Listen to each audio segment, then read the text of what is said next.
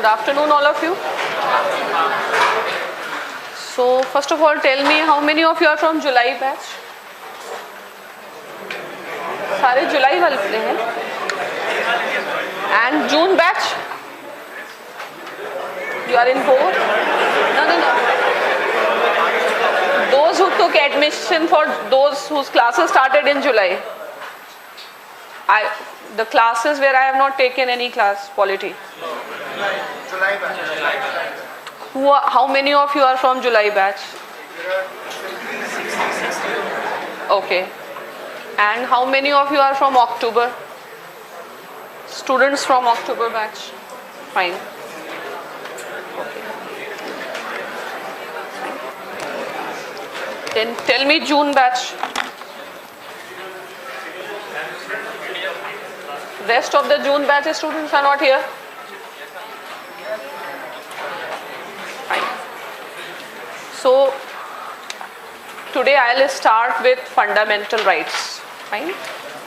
In June batch I did till citizenship. Yes. And one topic is remaining, refugees. Fine. That I'll add in international relations. Because fundamental rights topic is also in your test.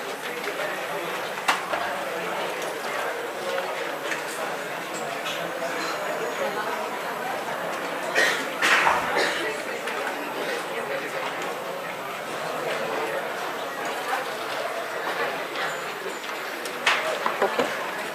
So now this topic is very important for mains, prelims, and as you know, there is a lot of overlap in different topics across the papers. Like in fundamental rights also we study about child labor. This topic will come in vulnerable section also.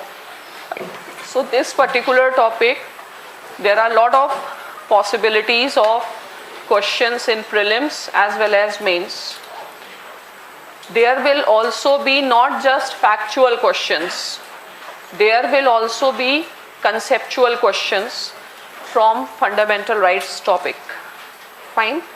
So today we'll start with this. First of all, some very basic concepts on rights.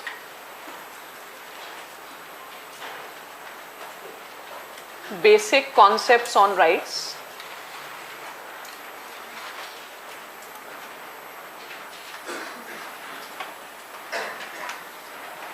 Fine. So first of all, as you know that the concept of rights, this is the concept of modern times or modern age. Neither in ancient time nor in medieval time any concept of rights has been there. Fine. And if we talk about India, India never had the concept of rights. We always had the concept of dharma or duty. So rights as a concept, there are two things. First is Western in origin. If a question comes, India has a tradition of rights. Does India has tradition? No tradition of rights. Western, next modern, and another thing is, if you go by convention found in other countries, normally the rights are given only to the individual. Individual is a basis of right. Fine. So are you following what I am saying? Anyone who does not have political science optional, if you face any problem, then let me know. Fine, because these things anyway we do. So three basic things about the rights. Fine. Now over a period of time, the concept of right has been changing. Fine. So you have to understand the changing concepts of right, because there is a lot of conflict, judicial disputes in case of India, because Indian constitution gives for a very mixed type of a system. One right often contradict with the other right. For example, right to equality may contradict with freedom of religion. Fine. So changing concepts of rights, and as you know, Indian constitution was written after Second World War.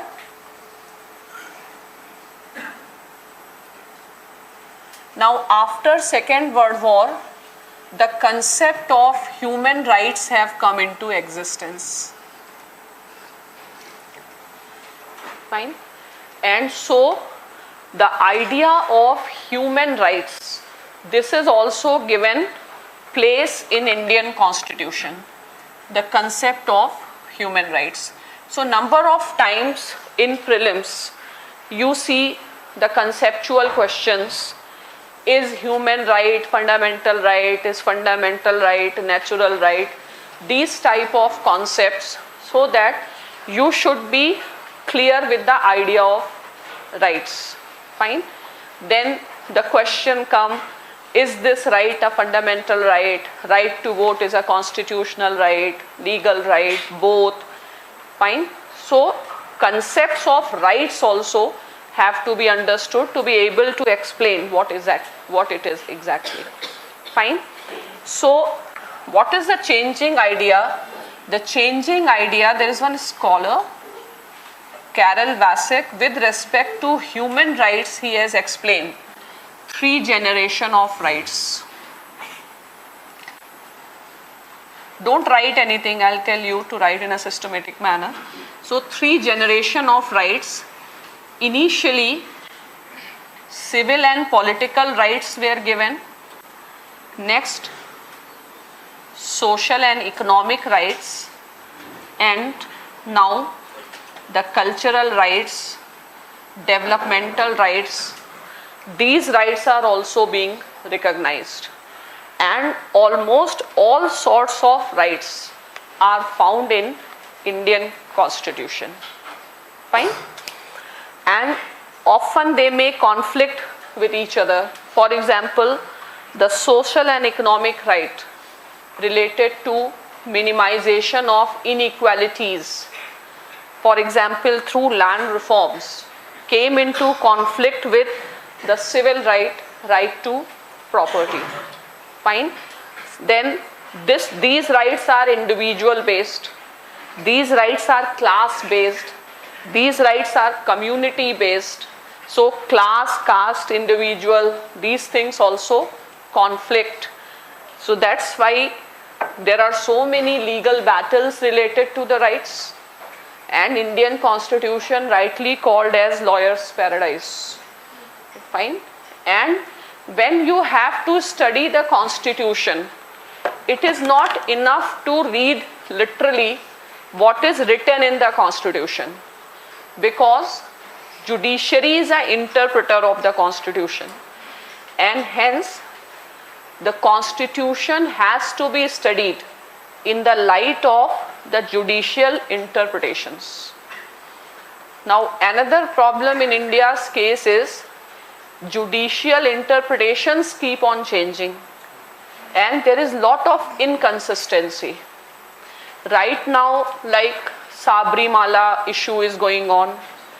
So whether the temple can be treated as denomination or not, this itself becomes, it's despite the fact such questions have already been there, already been settled, but it becomes so much uncertainty that nothing, like it becomes as if the constitution, there is nothing certain, and for everything the battles are there. So you have to go by the recent judgments about the things.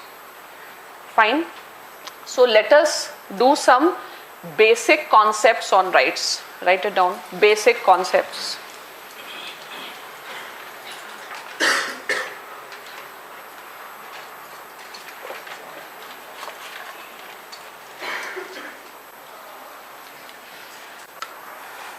Fine. So first thing is, it is a modern idea.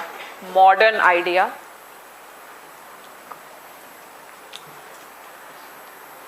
So now rights is a modern idea introduced in a traditional society like India.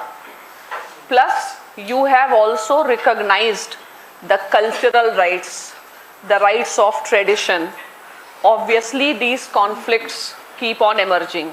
Like Sabrimala issue, there is still a section of the society who believe that it was not right on the part of Supreme Court to allow women, because the tradition and custom say something else. And maybe sometimes minority judgments become more important than the majority judgment, because later on Supreme Court goes with bringing these minority judgments also. Fine. So why this scene is so complicated? First of all, the idea is modern and our society is traditional. So we are mixing modernity and tradition. Fine. So first is, it's a modern idea. Second, originated in the West.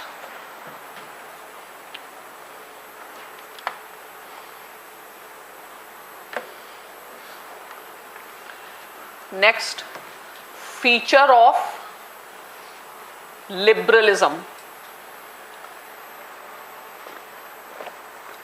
Means feature of liberal countries. Do you understand liberal countries? So in general the Western countries are liberal countries.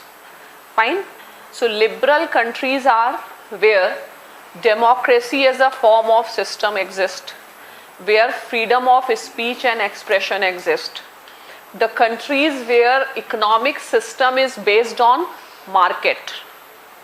Fine. Market economy, capitalism, democracy, freedom of speech and expression, right to property, these type of things. So in liberalism as an ideology, individual is seen as a very important. Liberalism revolves on individual's autonomy. Fine. So right is a ideology of liberalism. You have understood this. So liberalism in bracket you can write Western countries having democracy.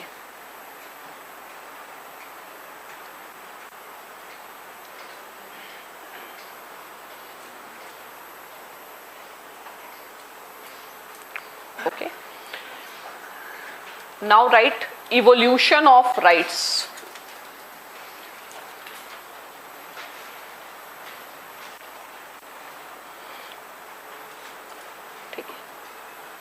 So here you can write, there are three generations. Three generations.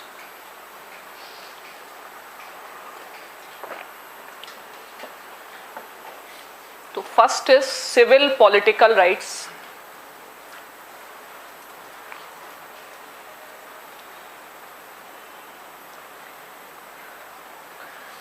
In bracket you can write individualistic basis. Giving these rights you take into consideration individual. You give primacy to the individual. For example, right to equality. Okay? Right to equality for a woman. You have to treat woman as an individual.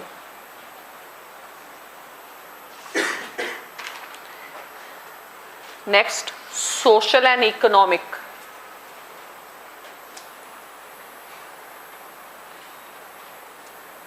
Here class is a basis. Poor, rich, backwards, forwards. And always remember, there is no term only economic rights. Fine? There is no term only social rights. Fine? Social and economic will always be together. Fine? Now, and this is based on which philosophy? Philosophy of socialism. You can write philosophy of socialism.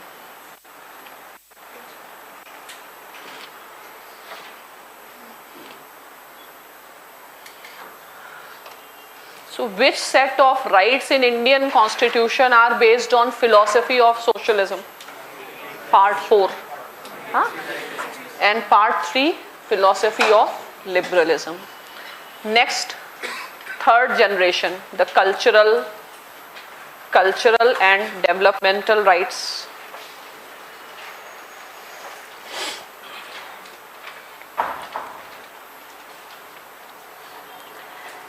Here the basis is groups or community based. As a community you give rights. These rights are given in fundamental rights. Yes, 29, 30, fine, community based right. And they are based on which philosophy? Write it down, write in bracket. Philosophy of multiculturalism.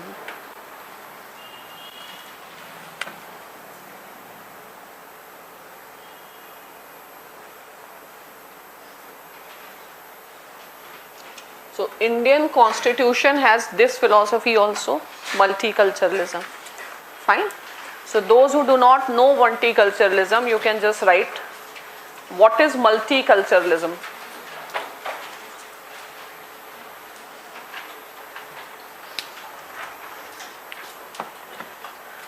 You can write, it is a political philosophy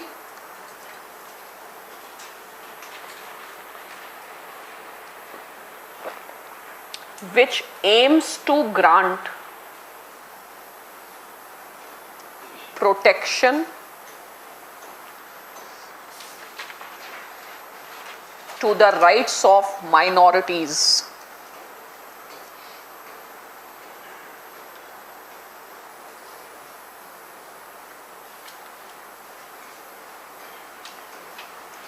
Fine. So now let us see theories of rights. You can just write theories of rights. Theories of rights. इसमें first write oldest theory is natural rights. Theory of natural rights.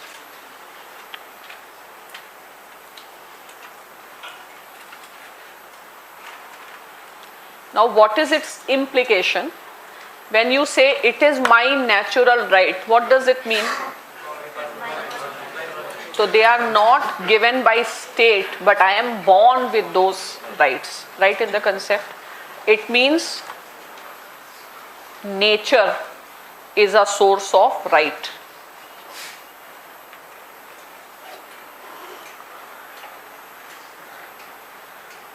Or man is born with these rights.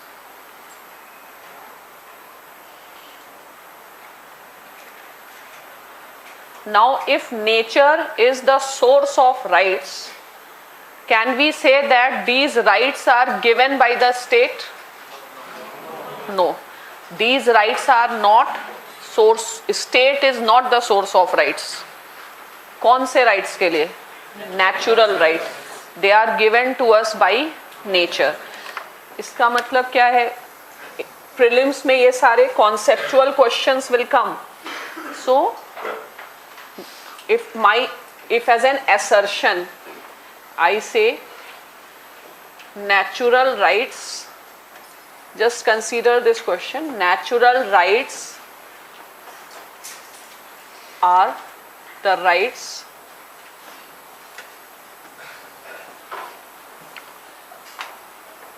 which have origin in nature. ठीक है? Suppose not assertion, just one sentence. Second sentence is man is born with natural rights. Suppose leave this. This is an assertion. Man is born with natural rights. A. Right? Natural rights are fundamental to man's existence. Can natural rights be called as fundamental rights? Yes, because I am born with those rights, and if these rights are taken away, so I am existing? No, they are part and parcel of my personality. So they are fundamental to my existence. So natural rights are also called as fundamental rights. Fine. Here you write this. Just write that natural rights can also be called as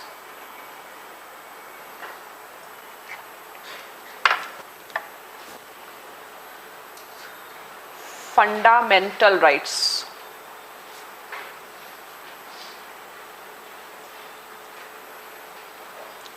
Right? Why?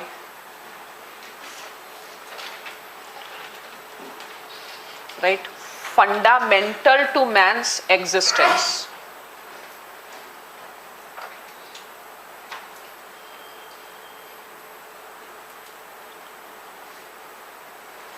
If we take away those rights, man will be there? No. That man will be reduced to what? Animal. So, they are fundamental to the existence of man. Fine. And now you also see that the changes are happening, that earlier in the part of fundamental rights, we used to discuss rights of man. But now we are also discussing the rights of animals. We are also discussing the rights of rivers. Fine. The rights of nature. The idea is expanding. Fine. So this is called as natural rights. Now second theory you write, legal rights. Legal rights.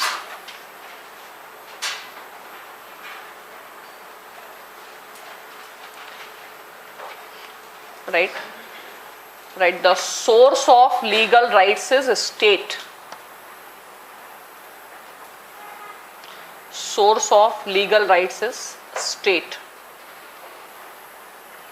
If a state gives, you have those rights. If a state does not give, you do not have those rights. So these are called as legal rights. Next right, customary rights.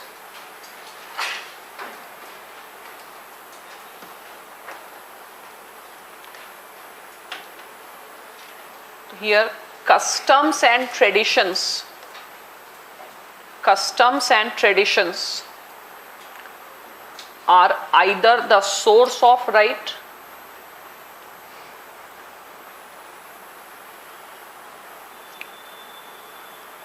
or basis for denial of rights.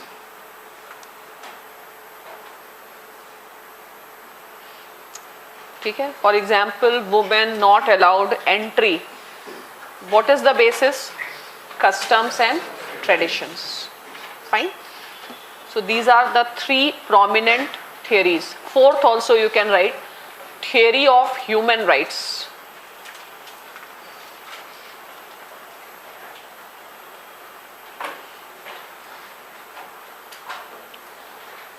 Fine. What you can write that? The theory of natural rights.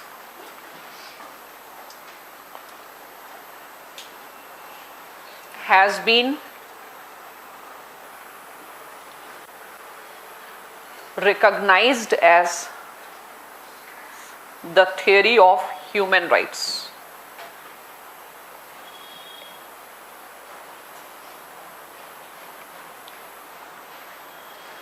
Now the question is, why natural right and why human right is same? Because the source is not a state, and human right will always limit the powers of the state. ठीक है? लिखो why it is same. Right? right? They neither originate from the state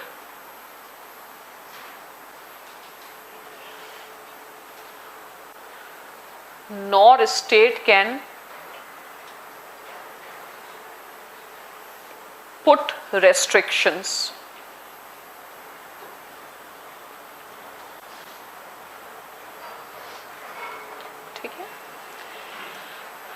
Now, in terms of legal status, fine, let us see the types of rights.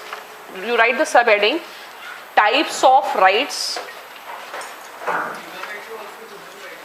fundamental rights, human rights. Human right or fundamental right or natural right. All three things denote only one thing.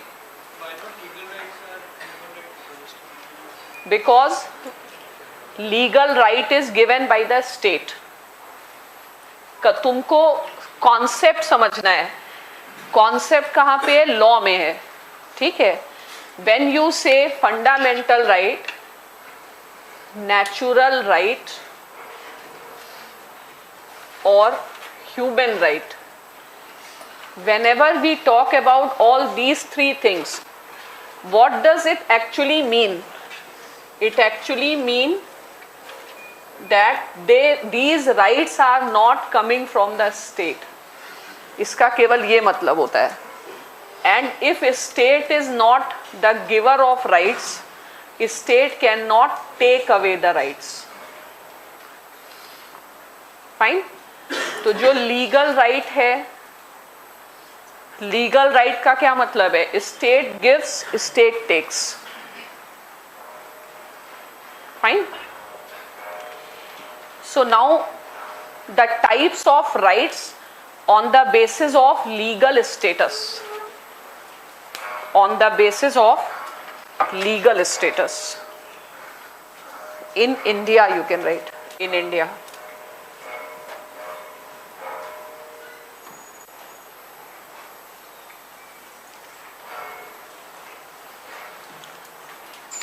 First is constitutional rights.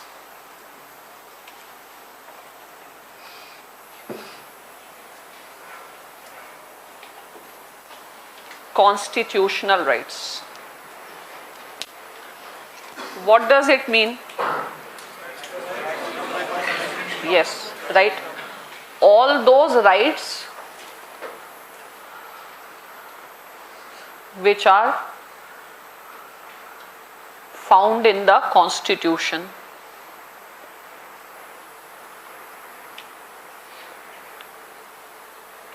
Are constitutional rights. But what is the condition here? Like what technical thing you should see while marking any right a constitutional right? The technical aspect is whenever we will have to amend it, ठीक है, you need a procedure of amendment under Article 368. For any right, if you have to change it, if this procedure is required, then simply declare it as a constitutional right. Fine? देखो right. Right? To amend constitutional rights,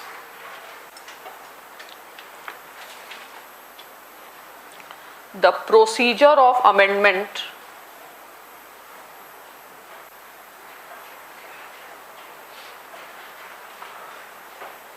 under Article 368 will be required.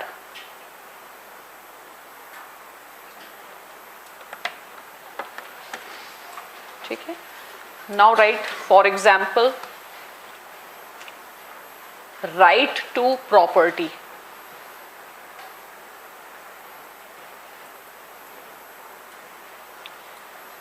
Next, if listen to this statement, tell that it is right or wrong. All fundamental rights are constitutional rights. Yes, so you can write all fundamental rights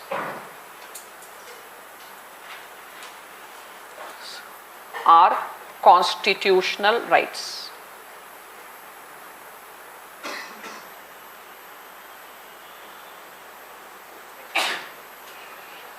Now if I say all fundamental rights are constitutional rights, but all constitutional rights are not fundamental right, it is correct? So you can write all constitutional rights are not fundamental rights. The question is why? What is the logic? Constitution also has legal rights.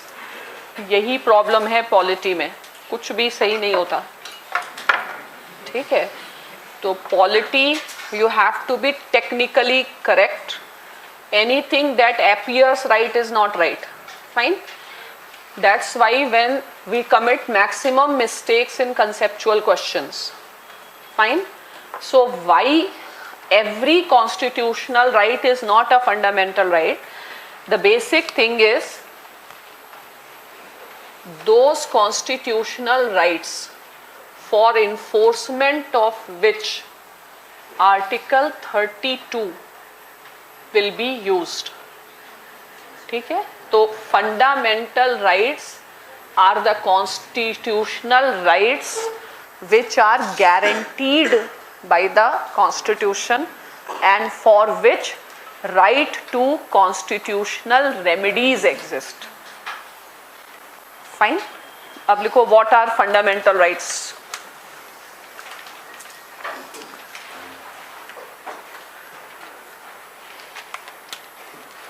You can write point number 1, highest in the hierarchy. Highest in the hierarchy of rights.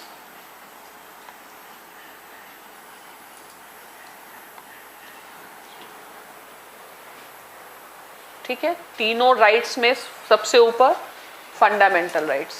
Next, these are the rights for whose protection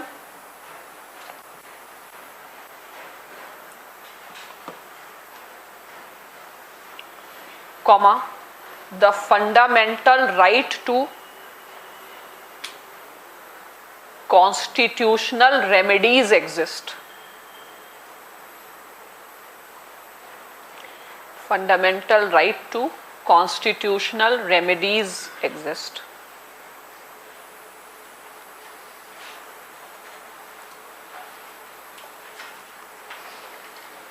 Fine. So now fundamental rights, constitutional rights, you can distinguish. Now you write legal rights.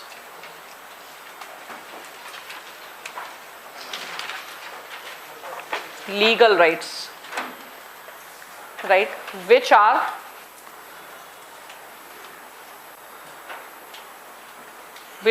created by the law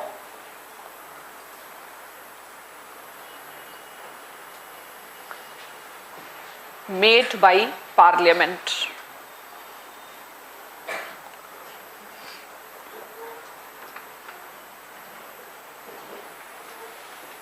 Any example of legal right? Right to property, so I told constitutional right.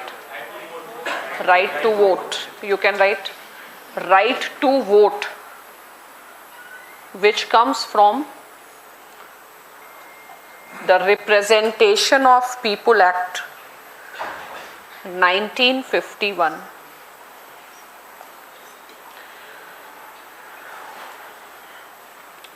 Now tell me, right to work under MNREGA, is it a अभी पहले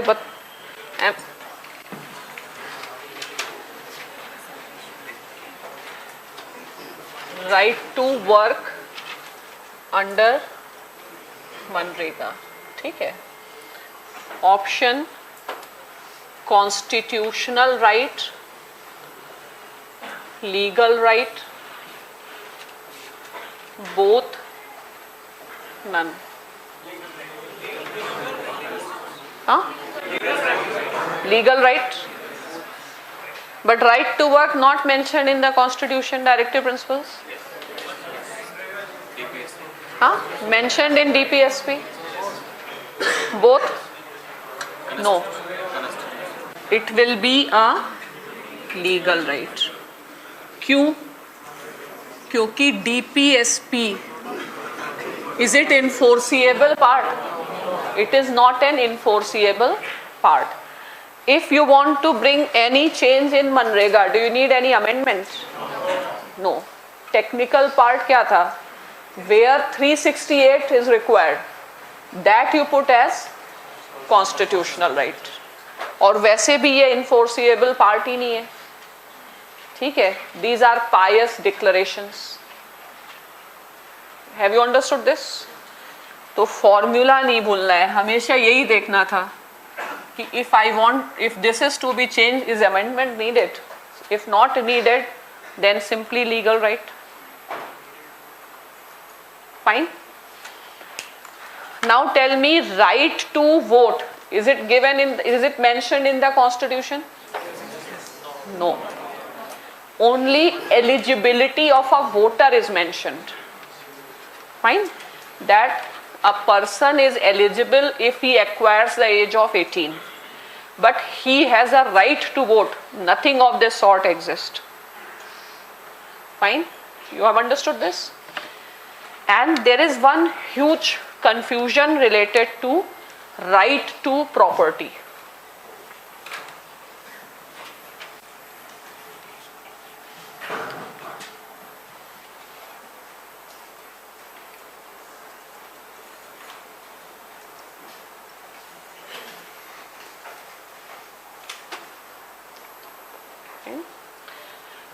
Now, if the option in exam is right to property is a fundamental right,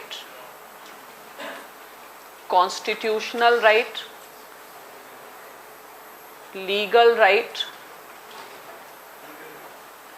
B and C,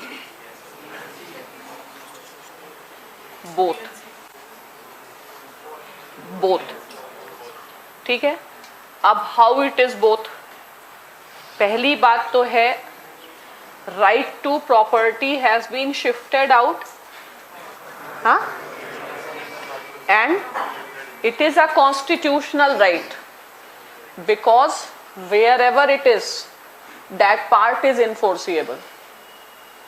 Fine. Now why it becomes legal?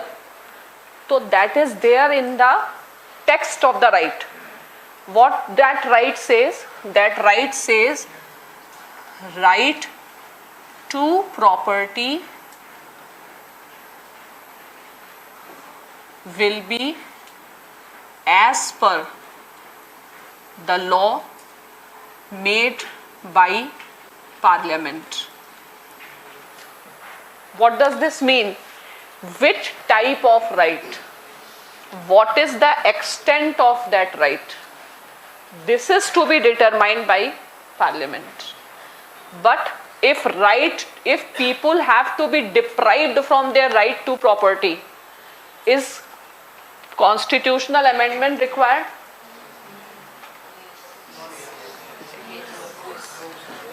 Right to property is a part of the Constitution. I think 350A. ठीक है? हाँ? 300A. तो अगर 300A, it is in whichever part of the Constitution, the status of that part and directive principle same. इस part के लिए ऐसा तो लिखा नहीं गया non enforceable. ठीक है? तो ये क्या है? Part of the Constitution.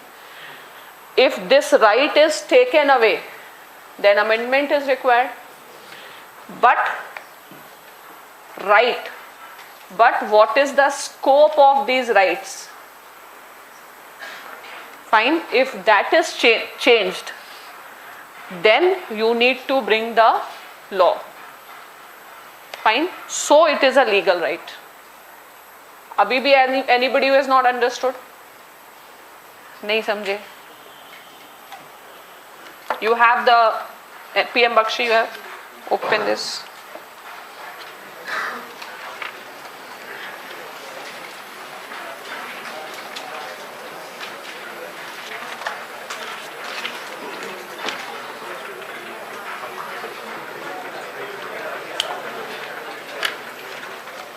$300A you can open.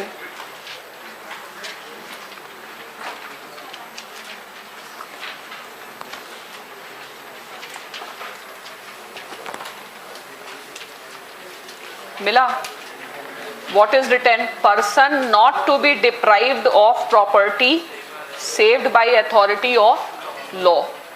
Saved by authority of law matlab, if law has made, then by executive action that right cannot be taken. That right, its scope of that right can be changed by law. लेकिन अगर 300A delete करना है या repeal करना है तब क्या करना होगा? 300A, if you want to repeal, then 368. Next, the property saved by authority of law means the extent of, जैसे सीलिंग है प्रॉपर्टी पर, ceiling limit this, who decides? Parliament. If you have a property within the limit of the ceiling decided by the Parliament, it cannot be deprived. Fine. Can executive deprive you? No. If executive deprives, where you have to go? Which court? High Court. Under 226. ठीक है? Not 32. 226. Fine. Plus, how much is the ceiling limit, etc. This is determined by Parliament by law. So, Parliament by law, does it need any amendment to change the ceiling limit? No. So, it has a characteristic of a legal right. It has a characteristic of a constitutional right. It has a characteristic of a fundamental right. No. These concepts are clear. Fine. Now tell me, what is the relation, एक ऐसे लिखो question, what is the relationship between fundamental rights and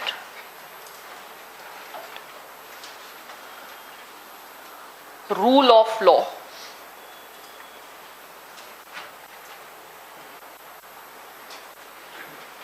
And rule of law. You understand rule of law? Can I use the term rule of law and democracy interchangeably? Yes. Rule of law and democracy is same. And fundamental rights are to establish rule of law. ठीक है? तो fundamental rights, what is the relationship between fundamental rights and rule of law?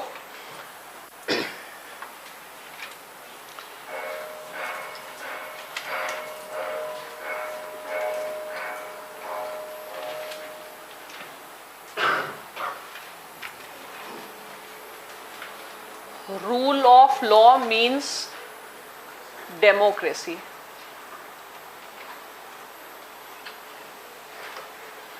Does rule of law also means constitutionalism?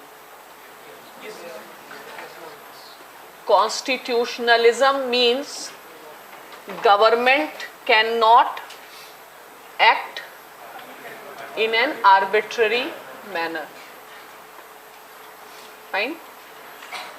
Democracy means in a system power lies with the people. Democracy means power with the people.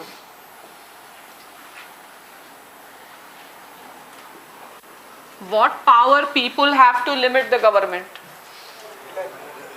What power people have to limit the government? Rights. Power. Rights को power भी बोलते हैं. Rights को claims भी बोलते हैं. Rights को protection भी बोलते हैं.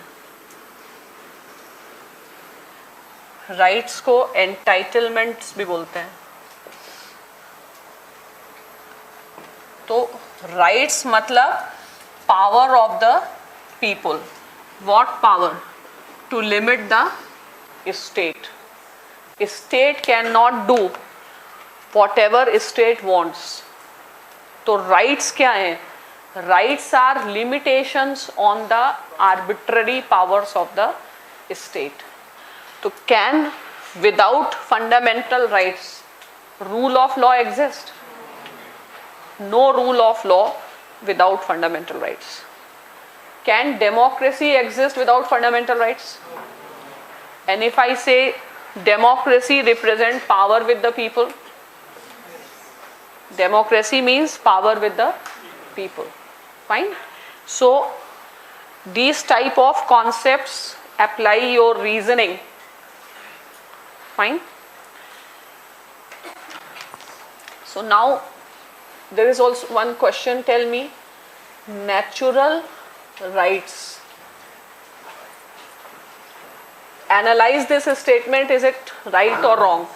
Natural rights have their origin in reason. Reason is a source of natural rights. If this is a statement, all understand why? ऐसा कोई जिसको नहीं लग रहा? ये statement, reason is a source of natural right. All of you think you can explain why this statement is correct? नहीं, नहीं, क्योंकि नेचुरल राइट का सोर्स स्टेट है नहीं है। बुक ऑफ रिलीजन है नहीं है। कहां से आए? Nature has given these rights. ये कहां से लगा? You have understood from where? By use of your logic. ठीक है। रीजन मतलब लॉजिक, रीजन मतलब योर कॉन्शियंस। तो नेचुरल राइट का सोर्स है reason in man. And if man will not act rationally, he will not have rights. ठीक है। तो natural rights, the source is reason in man. अगर ये statement, this can also come as a question, what is the source of natural right? Actually nature और reason को एक ही word है। ठीक है। In law nature and reason word is used interchangeably. जिसको नहीं भी समझ में आ रहा है अभी लिखो, अभी जब आर्टिकल्स करेंगे तो खुद ही समझ में आएगा। You can use these two words interchangeably. जैसे due process of law is a principle of natural law. Due process मतलब रीजन। ठीक है। So keep these basic concepts in mind and let us start with the chapter on fundamental rights. Okay, write it down. Fundamental rights, right, introduction.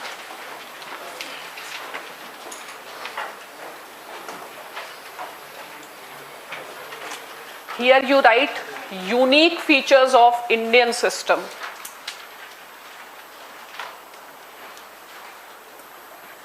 Unique features of Indian system.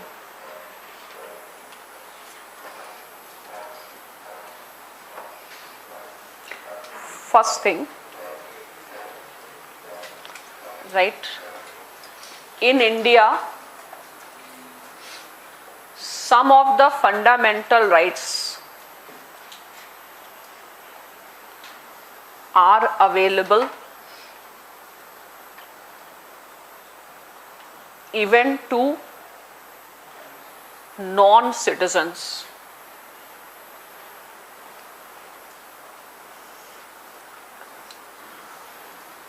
ठीक है। अब लिखो Y. अगर ये assertion है, ये assertion correct है, तो इसका रीजनिंग क्या दोगे? सुनो पहले, अपनी रीजनिंग को बहुत ही शार्प करना है. You have to make your reasoning very sharp and always ask a question. Am I giving the right reasoning? So this assertion is, in India fundamental rights are available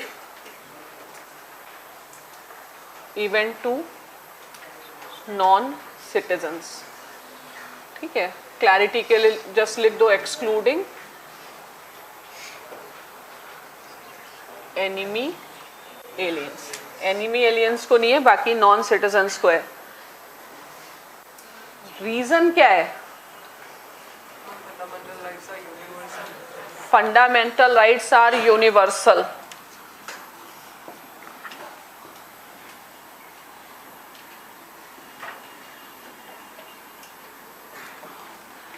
Fundamental rights are universal. Now always listen to your reason. Do you think your logic is correct? Are you convinced? Prelims देते समय ही पता चलेगा कौन सा question सही कर रहे हैं, कौन सा गलत कर रहे हैं. आंसर की जरूरत नहीं होती. अपने आप दिल जो है ना ऐसे होता है, सही की गलत. ठीक है, ये लॉजिक सही है.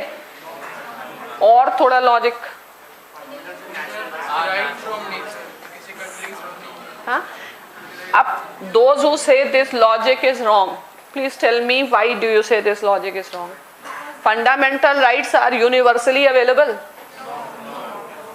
No, not available universally. ठीक है. और what can be the logic? Natural rights. Fundamental rights are natural rights. Fundamental rights are natural rights. So India is freely distributing to anybody because we are very rich in nature. Nature has blessed us like anything. तुम लोगों का logic ये भी हो सकता है, हाँ? Nature में गिरा है, हम बांट रहे. Fundamental rights are natural rights. Do you think this is a right logic? और दिमाग? They are inalienable. Now, don't think I am giving the right reason. You apply your reason and tell.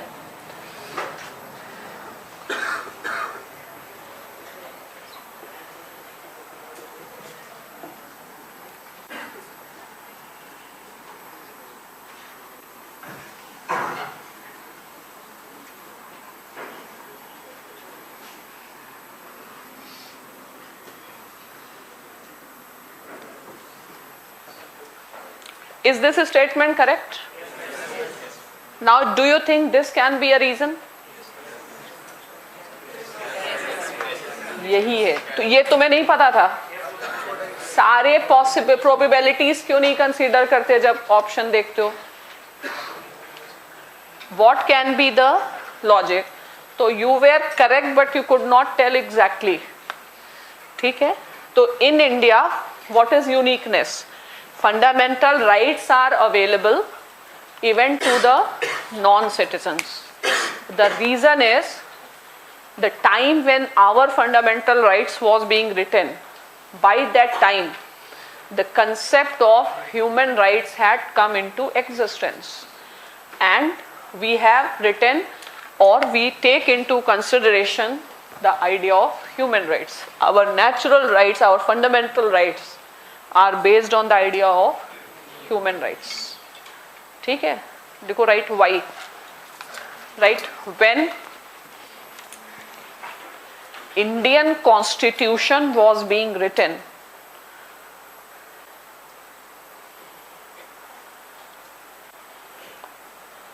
was being written, the idea of human rights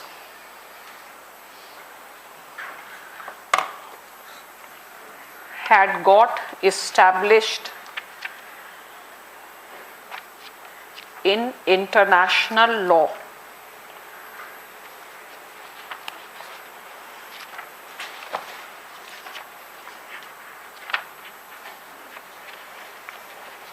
Okay. Next, write according to Article 51,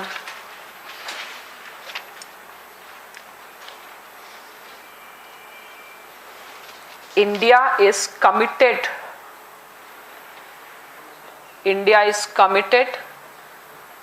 to protect the international law.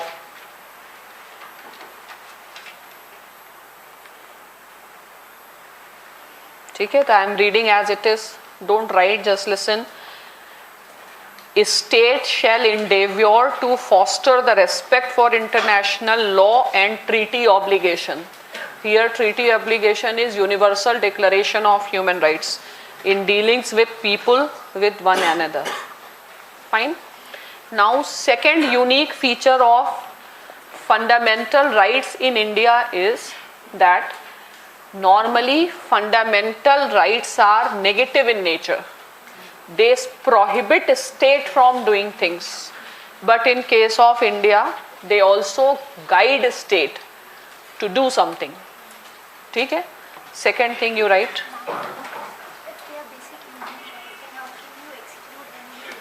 How could you? Enemy aliens. No, that's fine. It's not necessary that completely you have to agree. Nowhere enemy aliens are given human rights.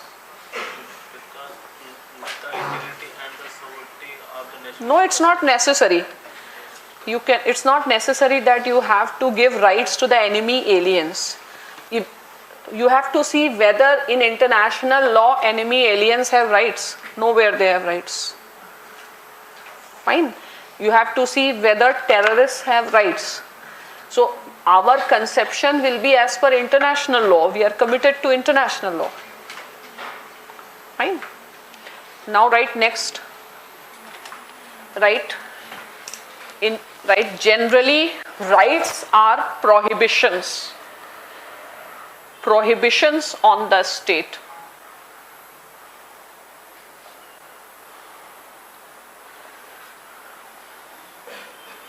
But in case of India,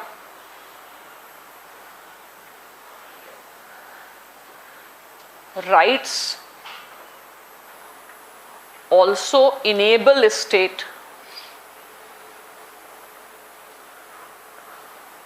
for affirmative action.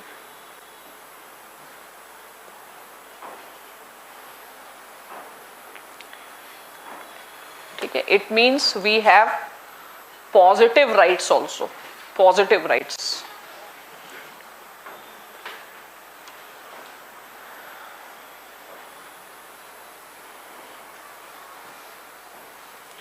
Now next thing is, in other countries, rights are available only against the state. But in India, some rights are available against private persons also. ठीक है? लिखो right next. In other countries, rights are protections available against the state, but in India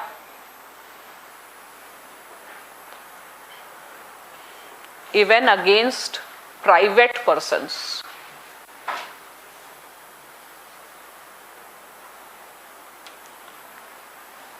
For example, Article 17, Article 24, 17, abolition of untouchability, child labor, forced labor. Okay. So they are also prohibitions on the private persons. Fine. So now the fundamental right, let us see the organization of fundamental rights. Okay, broadly, part 3 of the Constitution.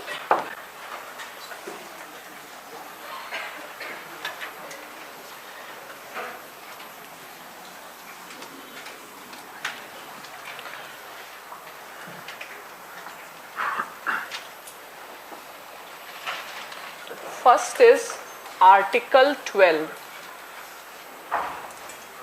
It deals with definition of state.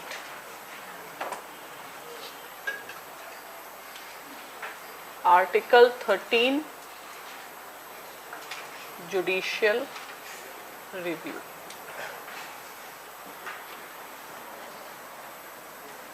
Article 14 to 18,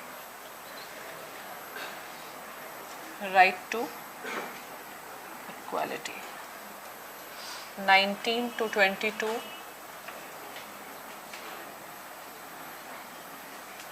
right to freedom.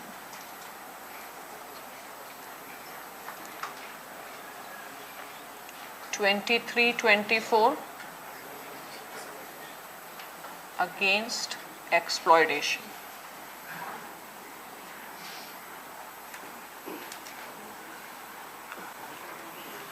25 to 28,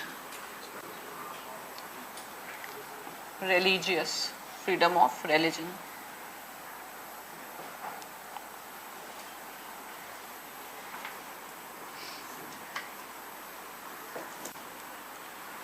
29-30,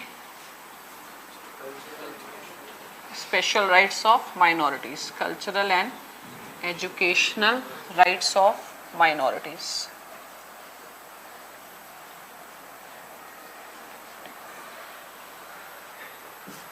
Now 31, right to property repealed. 31A, 31B, 31C.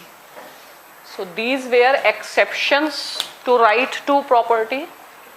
So right has been repealed, exceptions are there. Fine.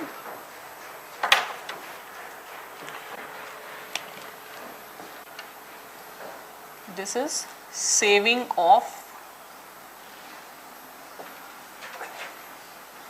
certain laws. 31B, it adds 9th schedule. 31C, enforcement of directive principles of state policy. 39B and C. Fine. Article 32, right to constitutional remedies. 33, modification with respect to the rights of members of armed forces. 34, when martial law is there.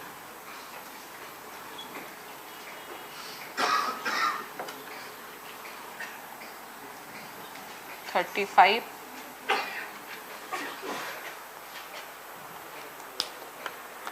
Article 35,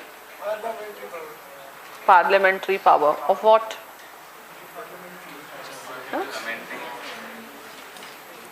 Arctic यहाँ तक लिखा?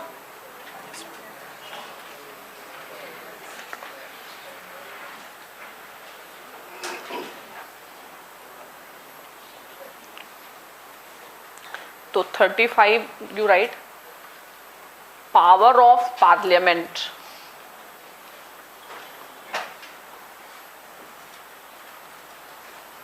comma, denied to the state legislatures. So or not available to the state legislatures. Now what power, right? What power? So first understand, see Article 17, untouchability is an offense, human trafficking, child labor is an offense. For that offense, there has to be a penalty. Fine. So, for the actions which are offenses under Part 3, ठीक है? अब इन offenses जैसे practice of untouchability. Now for these offenses, there has to be penalty or punishment. Fine. So what penalty? Who can decide? Parliament by law and not state legislatures, because then there will be a variation. ठीक है? तो power of parliament not given to the state. Which power? तो right, to determine the penalty or punishment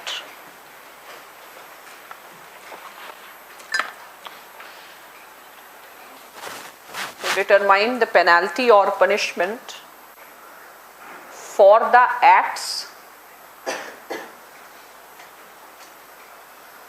which are mentioned as offenses under Part 3.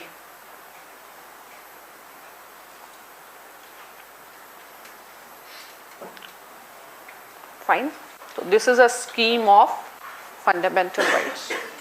So now let us start with Article 12. Write it down. Article 12. Now in Article 12, from mains perspective, there can be a question on BCCI. ठीक है?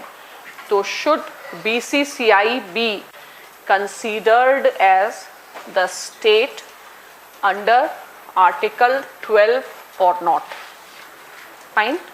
तो ये तो mains related question लिख लो. Write this question. Right. Should BCCI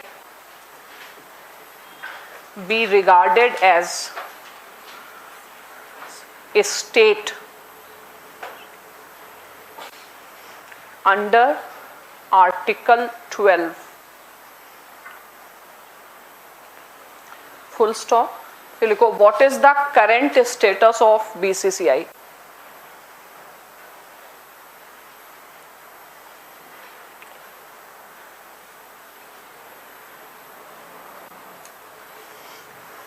ठीक है? So is BCCI regarded as a state under Article 12? No. Is BCCI regarded as a public authority under RTI? Yes. ठीक है? तो ये प्रीलिम्स के लिए ऐसे लिखो क्वेश्चन एज ए नोट करके. Right. So far, BCCI is not regarded as a state.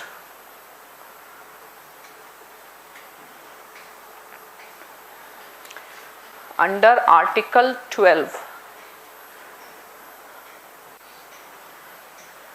ठीक है? Next लिखो, second point. Law Commission has recommended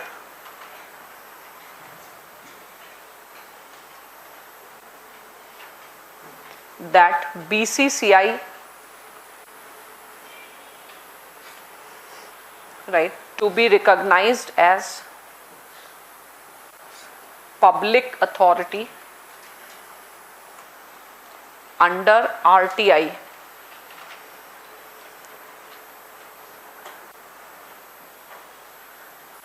Next, right, CIC, Chief Information Commissioner, has recognized BCCI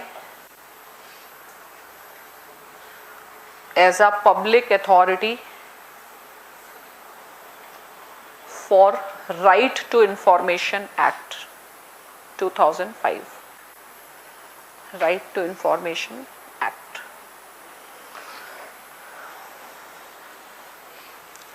So basically, what does Article 12 tells?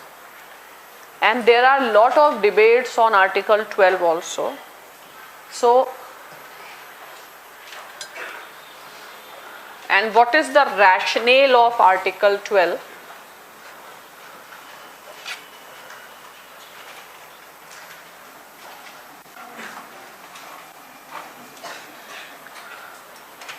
The rationale of Article 12 is to determine, पहले लिखो नहीं पहले समझो, is to determine what bodies will be considered as a state. Fine. ये define करता है. The question is, what is the need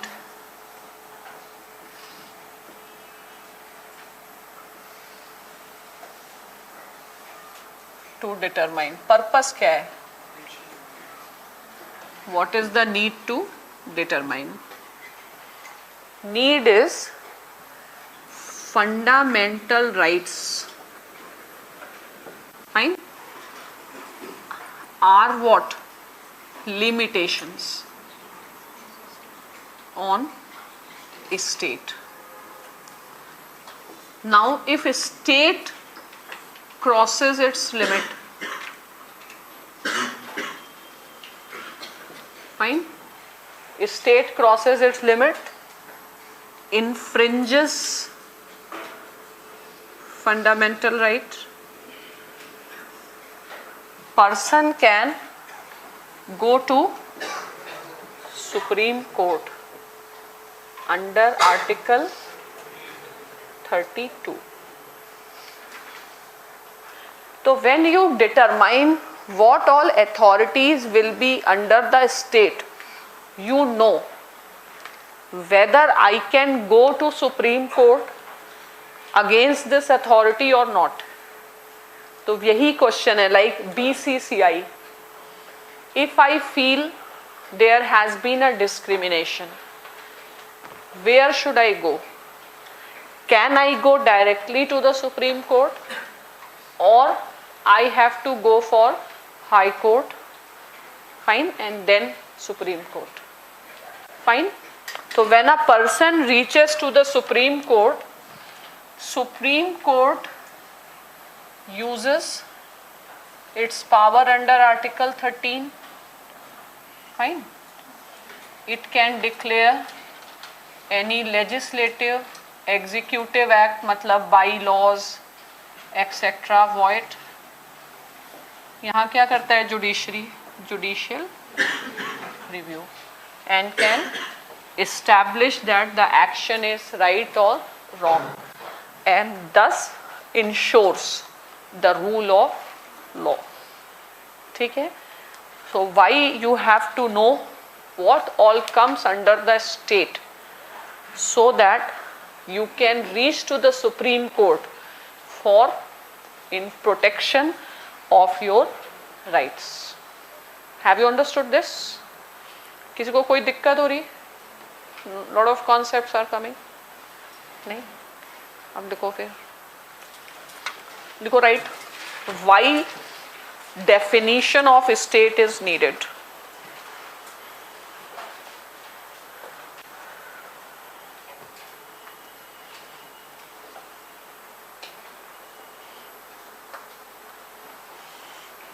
Right? Conventionally, fundamental rights are available against a state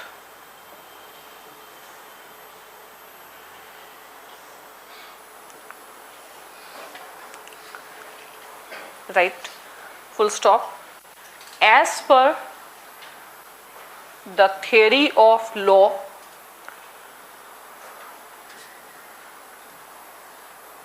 fundamental rights are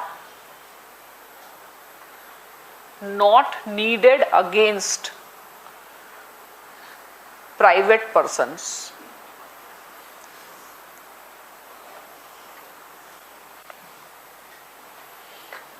Right? Private persons can be punished for violation of rights under ordinary law like IPC.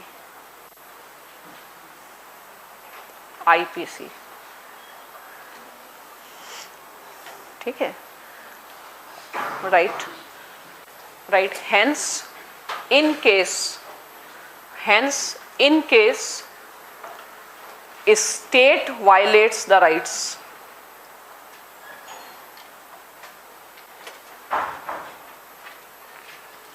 special safeguards are needed.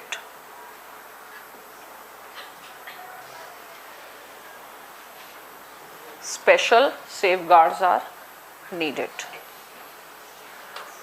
ठीक है, अब India थोड़ा सा shift करता है because here the rights are available also against private persons, but majority में वो exceptional situations हैं, these are rare situations. Fine, so it is necessary to define what all authorities will come under a state. ठीक है, right, hence it is necessary to define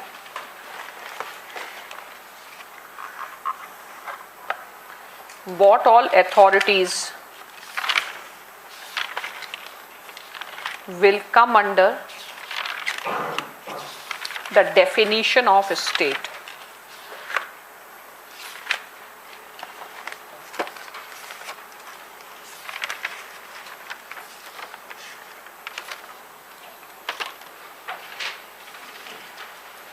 Fine. Now write Article 12 mention following authorities.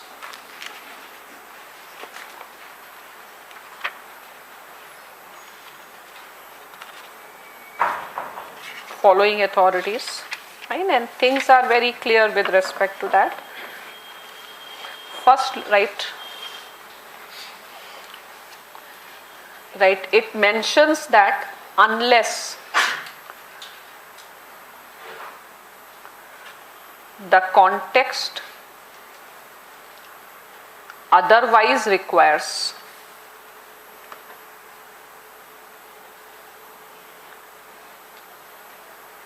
comma, a state includes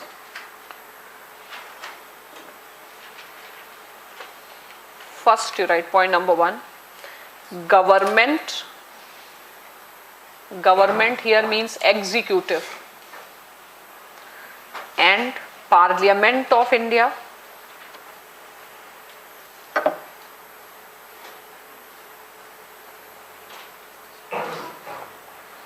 point number 2, government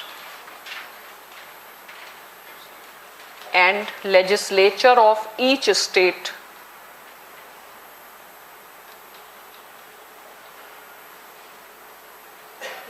next, all local or other authorities within the territory of India or under the control of Government of India.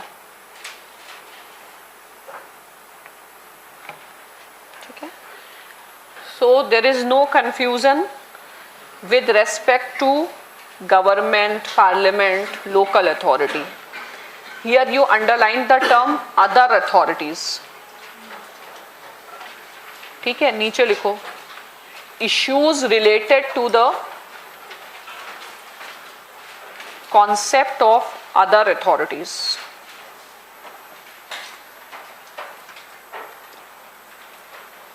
Oblique instrumentalities.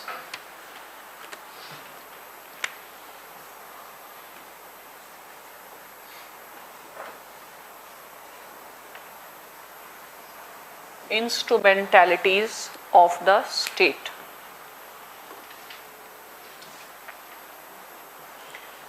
ठीक है? Now other authorities are not defined and it has been kept open ended. Fine. तो इसमें first point number 1 you write. Other authorities are not provided.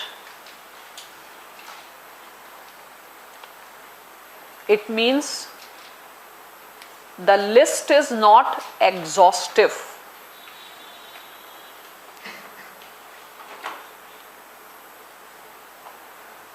Full stop, right? The approach of the constitution is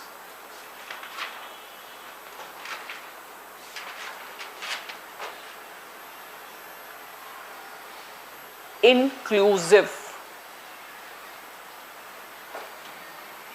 Inclusive. Underline this. Inclusive. Means different authorities can be included within the definition of the instrumentalities of the state as and when required. Fine. So now you write why open-ended approach.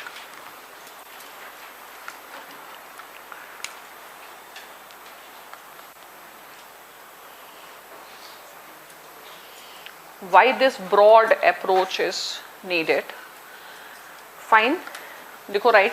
It enlarges the scope of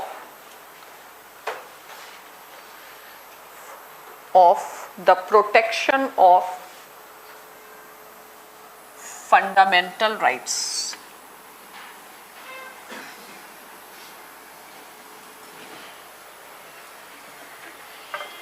ठीक है, अब पहले इसको understand this. Other agencies, इसका जो list है it is not exhaustive.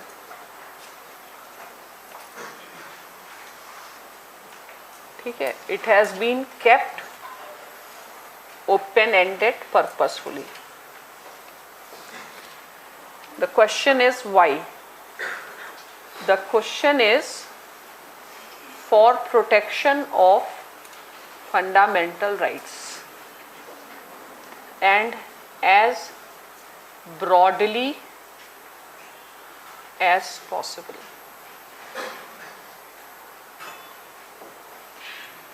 Fine.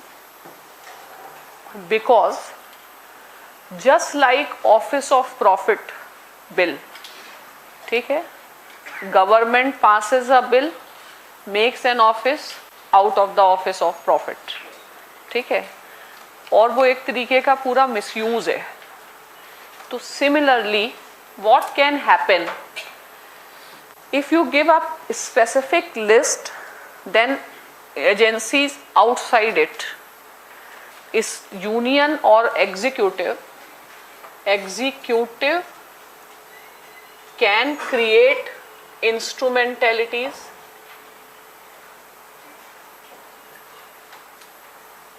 executive छोड़ दो, let us say political class, it can create instrumentalities. Fine. And it can bypass the rule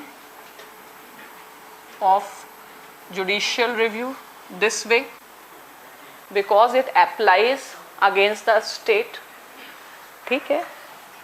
And this instrumentality can be strong enough or state like but not legally made state. Fine. And this instrumentality may be using lot of force, lot of power it may be having, doing everything what government does but getting bypassed from the norms. This is the case with BCCI. BCCI and other cricket associations in India, and you see that so many politicians are members, even ministers have been the members, fine, but they are projected only as a private body. But if you see in terms of the power, rule making, okay, everything, it is acting like a state, and in the game of cricket it is actually having a monopoly like a state. So it may be happening that the executive power, it can be an example of the colorable exercise of executive power, a conspiracy by the political class to avoid the judicial scrutiny, okay, by such techniques that BCCI is not a part of the state, but it is actually doing everything as a state. So what will happen? All power without accountability. Something like Lord Clive's dual system. Okay? So that is why the idea is keep it as broad as possible. So some private entities, they may be created privately, but the flexibility should be there with the judiciary to decide whether it will be treated as a state or not. But in general, what principle judiciary will use? The issue is every body should not be treated as an instrumentality, because then the number of cases flooding to judiciary will be too much. Fine. So every now and then the problem will be there. So judiciary has to ensure that where it is absolutely necessary.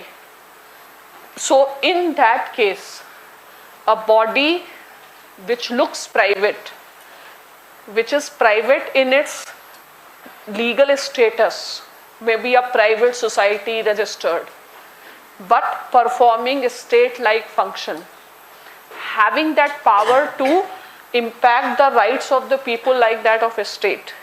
So that has to be decided on case-to-case basis. Okay? So other instrumentalities have been left open-ended as and when needed to prevent. Even it means even the private entities registered under, let's say, Society Registration Act or NGOs, etc., can also be treated if judiciary finds it is a colorable exercise of power, and to bypass judiciary the political class has made a body. Or agar a private body hai, lot of funds are coming here, and then no transparency. Fine.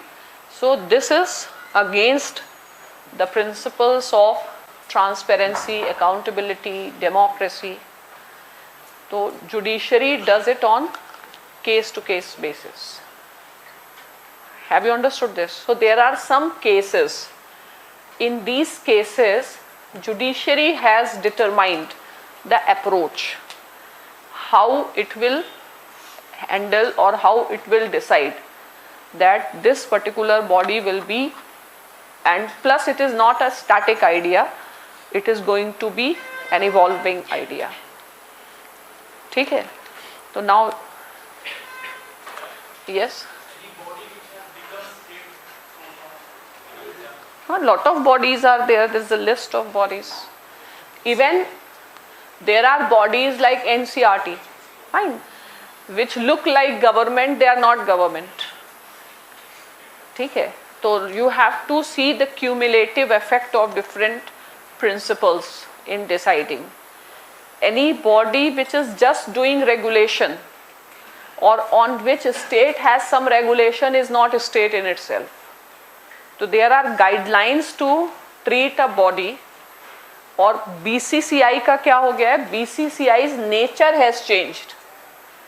It started as a private body. It has been like private body, but over a period of time, its nature is changed. So it is as good as a public body now, because it is impacting the human rights, it is impacting the fundamental rights. और cricket के लिए वो national sport federation है, ठीक है, तो इसलिए चीज़ें इवॉल्व होती हैं. तो BCCI का स्टेटस पहले प्राइवेट बॉडी के फॉर्म में फाइन था, लेकिन आज के टाइम में the popularity, the amount of money that is involved, the amount of, it has become a power centre in itself. ठीक है, और एक bypass the judicial scrutiny, bypass RTI, तो this has become an institution in itself. तो need ही felt होती है that BCCI should be under the judicial scrutiny. तो flexibility है according to the situations. Another thing that you have to know कि as the philosophy of governance is changing. पहला था बहुत ज़्यादा state led, ठीक है, 1990s से क्या हो गया? Rolling back of state. अब रोलिंग बैक हो गया तो बहुत सारे private organisations are playing the role which state used to play. So even if there is no conspiracy of the politicians, then also you have to include these private bodies within the definition of the state, because they are performing the functions which earlier state used to perform. ठीक है, तो इसको determine करते समय there is one doctrine that is followed in USA known as public functions doctrine. कि even if a body is private, government has no share into it, but the function of the body is like that of a public, some public entity. So this doctrine has been used in USA and primarily to prevent the racial discrimination against blacks. कोई private body है, suppose some hotel is there, and it prevents blacks from entering into it. So even if a private body, government is not a shareholder, no pervasive control of the government, but if the nature of that body is of public, कोई mall है, ठीक है, you cannot stop a person of a particular caste or a religion or a color from it.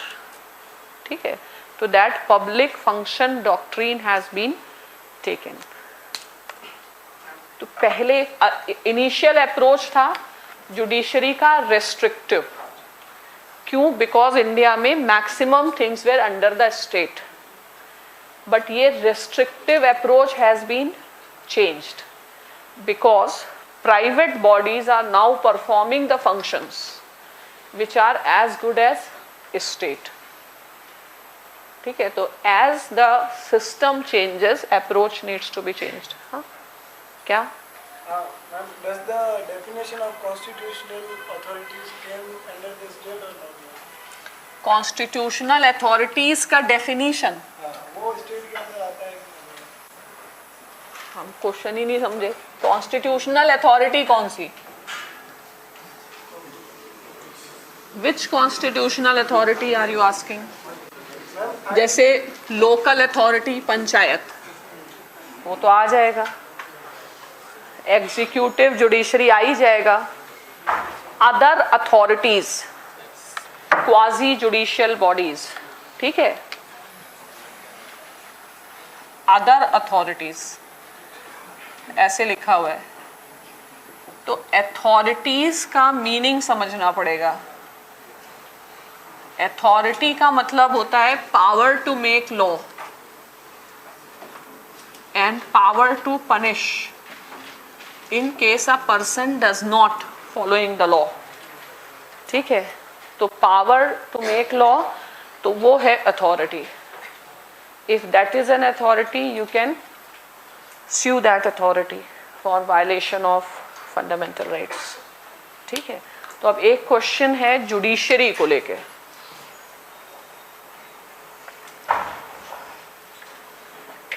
whether judiciary to be treated as a state or whether you can use Article 32 against judiciary itself or not. ठीक है, जैसे judiciary is delaying the judgment, fine, so can we use Article 32? नहीं. ठीक है, judiciary के against नहीं होगा. मतलब बेसिकली हायर जुडिशरी, जैसे हाई कोर्ट और सुप्रीम कोर्ट के अगेंस्ट नहीं होगा. ठीक है, लोअर कोर्ट्स के अगेंस्ट हो सकता है. तो आर्टिकल 32, जैसे तुमने एक जजमेंट, जुडिशरी का कोई जजमेंट है, any judgment you can not say it violates my right. The way you decided is violation of my right, ऐसा नहीं हो सकता. ठीक है, because judiciary is deciding the case between two parties in dispute.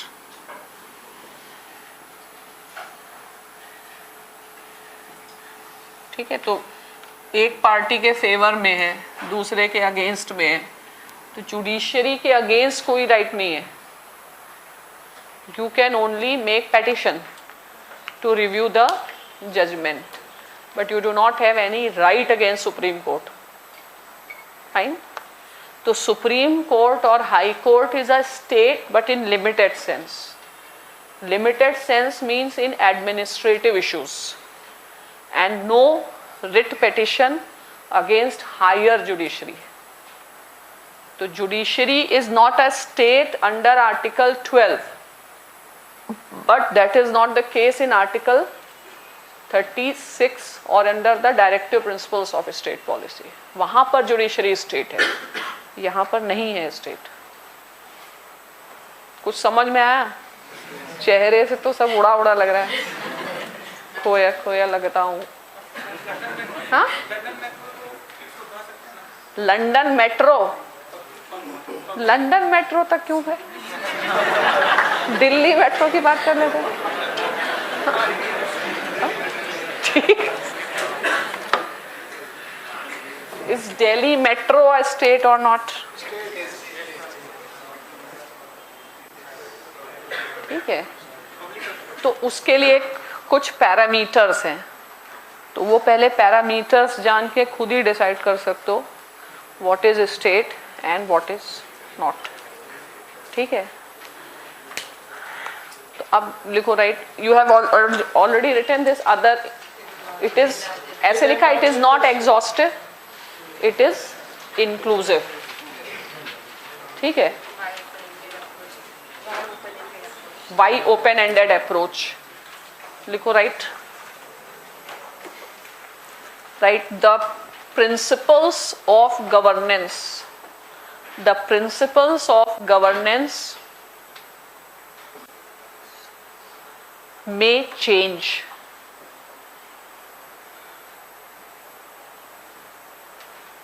Right? For example, since 1990s, there is a rolling back,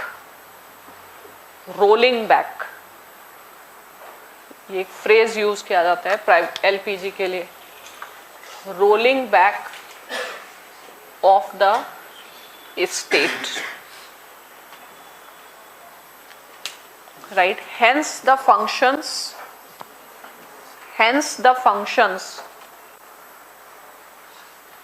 which used to be performed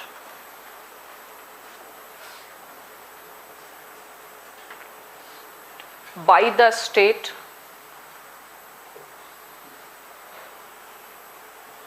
are now performed by private bodies.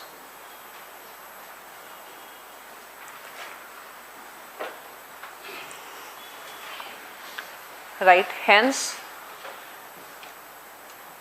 private bodies can be subjected to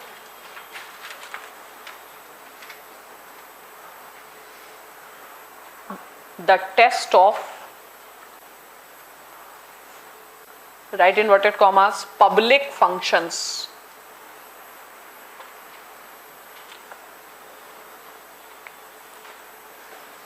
Underline this, public functions. Full stop, right? The doctrine adopted in USA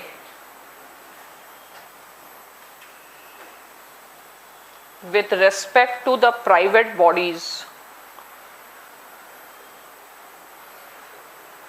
which helped in addressing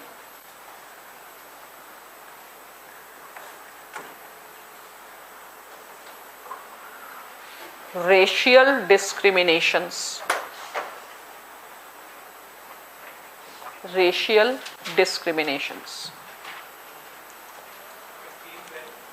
Adopted in USA. Pardon? Timeline का कोई जरूरत नहीं, ठीक है, यहाँ पे लिखो, right? It is suggested that same doctrine to be applied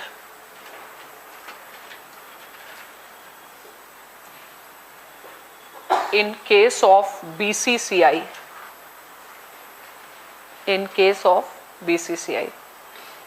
So it also goes for appointment, rejection.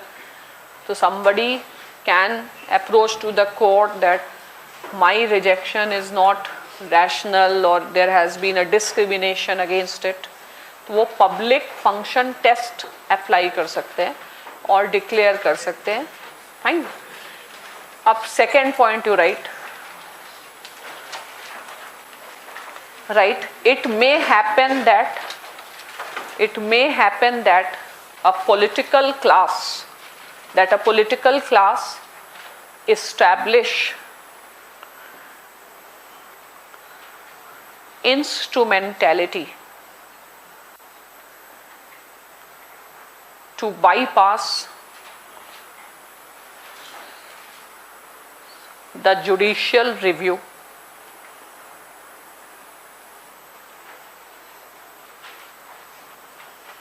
Right? Hence, situation may arise where a private body has to be declared the state. अब एक और लिखो, right? Why?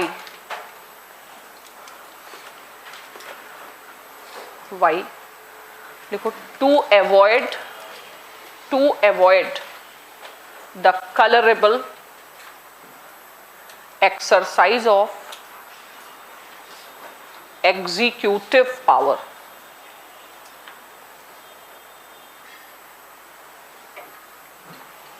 या state खुद ही मतलब कोई body उसको ऐसे क्रिएट किया गया. Basically you can say that's a conspiracy. अगर तुमको लगता है this particular body, this particular business generates lot of money, ठीक है, and you want to maintain the monopoly, so you can bypass. So this is something, the principles related to the instrumentalities concept. Have you understood this? So now देखो, right, what is the principle of interpretation? Yeah, what is the principle of interpretation adopted by judiciary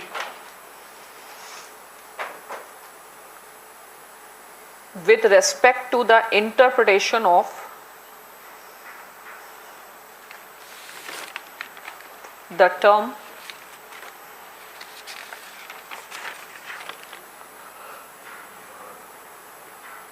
other authorities, with respect to the interpretation of the term other authorities. ठीक है, इसमें लिखो point number 1, up till 1967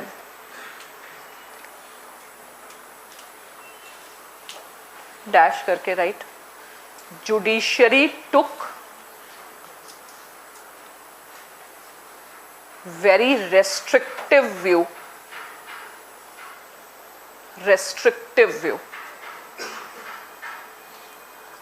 अब लिखो why. ठीक है, restrictive means hardly any private authority, even some governmental authorities also were not declared state. जैसे universities को अलग ही रख दिया. ठीक है, restrictive view. देखो write why. First right, a state was already quite extended or expanded. Next, to avoid overcrowding of cases,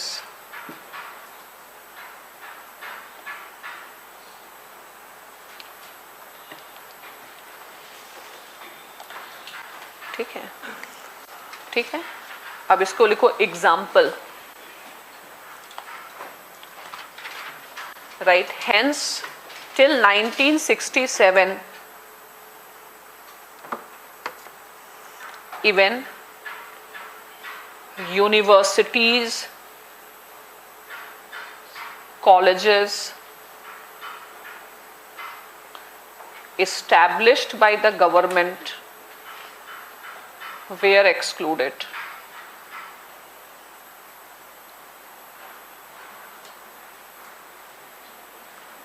ठीक है, you can write the name of the case, University of Madras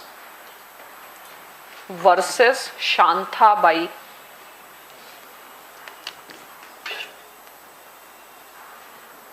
University of Madras versus Shantabai case. SHANTHA, Shantabai case.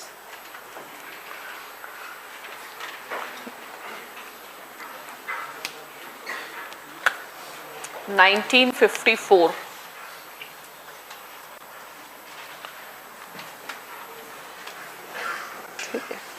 अब लिखो what was the logic. What was the logic?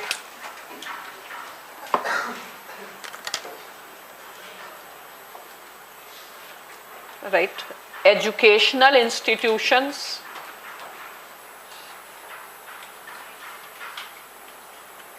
are supposed to be autonomous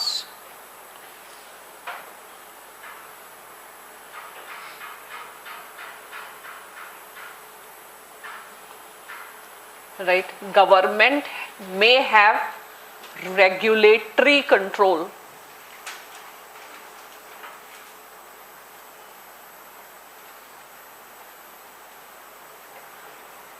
but the control may not be pervasive.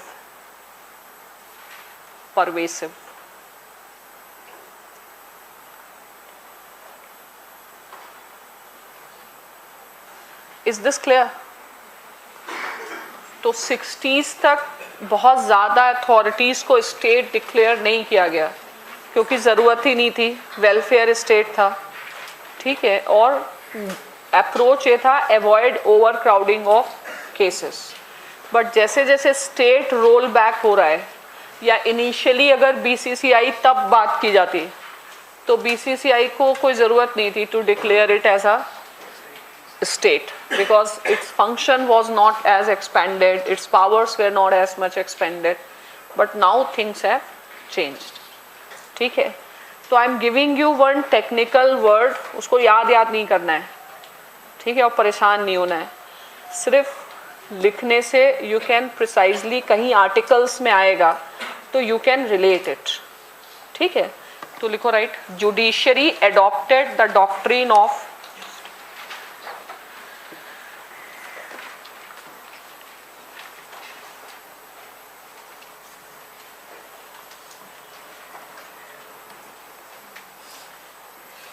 Jus dem generis.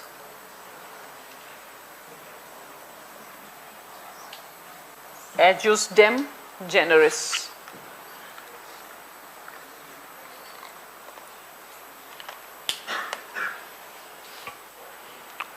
Now, jus dem generis, what is it? पहले समझ लो. It's a principle of interpretation. ठीक है, interpretation जैसे ऐसा लिखा होगा, parliament, executive and parliament and other authorities.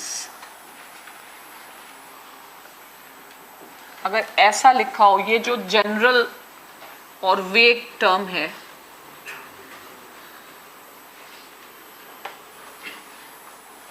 इसको how to interpret it, it is to be interpreted much strictly with respect to the type of authorities which are expressly mentioned. यानी other authorities में judiciary will put only those authorities which are almost like this, restricted interpretation.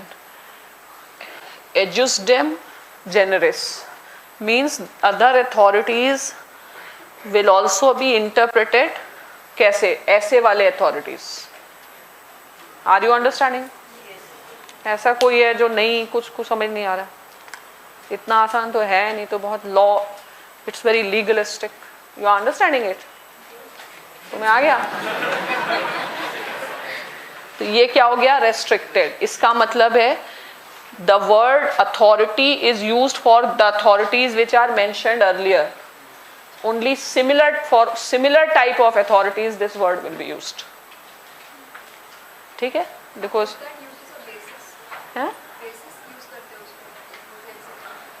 मतलब other authorities, what other authorities? Jus dem generis says the authorities which are specifically mentioned, only same type of authorities should be put under other authorities. Fine? देखो इसका meaning,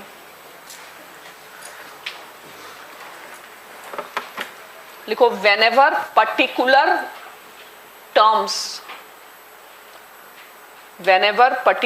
terms are followed by general words,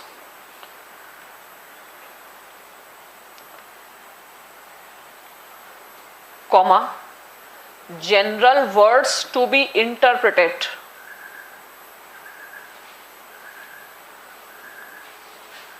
in narrow sense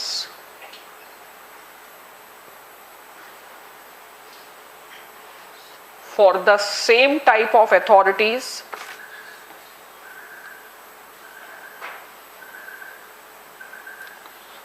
which are mentioned specifically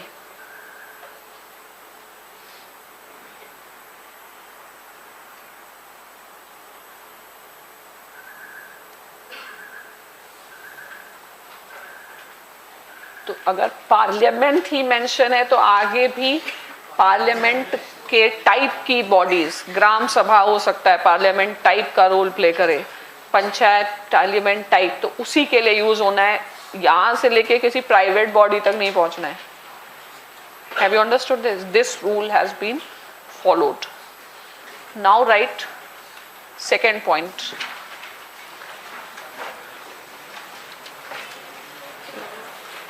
first point समझ गए? उस case को भी नहीं याद रखना है, इस वर्ड को भी नहीं याद रखना है, लेकिन कभी ऐसे कोई क्वेश्चन आया या कहीं आर्टिकल आया तो उसको केवल समझना है. ठीक है. अब second case you write Ujjam by.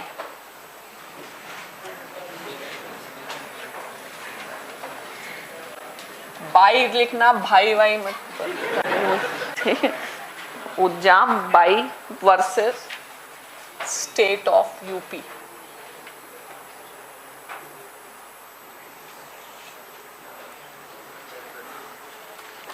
State of UP.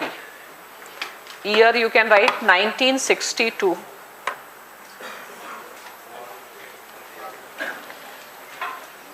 1962, right?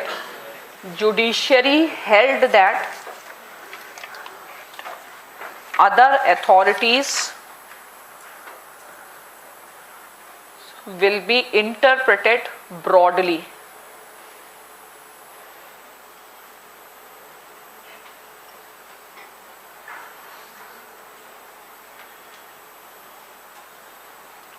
अब लिखो why to be interpreted broadly, right? To give better protection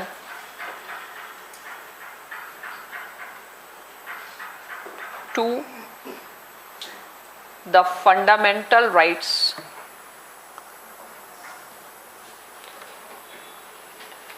so that even they are not violated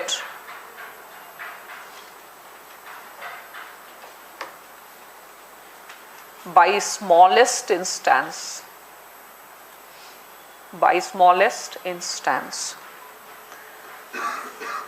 लेकिन जो मेन केसेस हैं वो दो केसेस मेन हैं.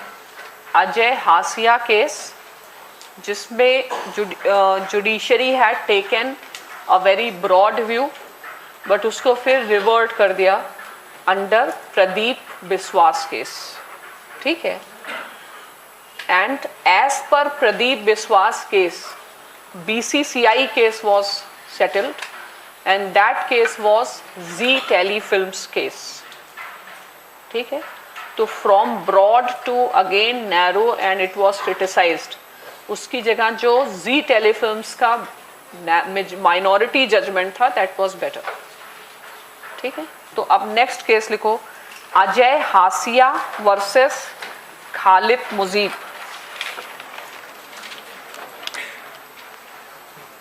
या you can simply write Ajay हासिया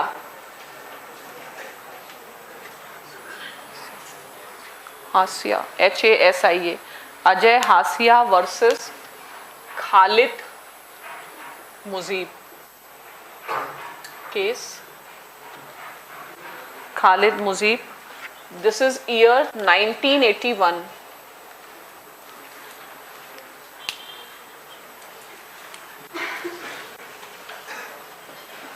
अब लिखो what was the issue.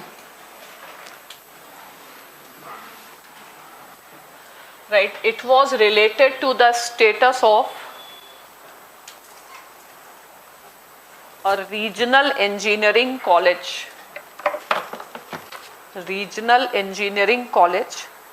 in Srinagar.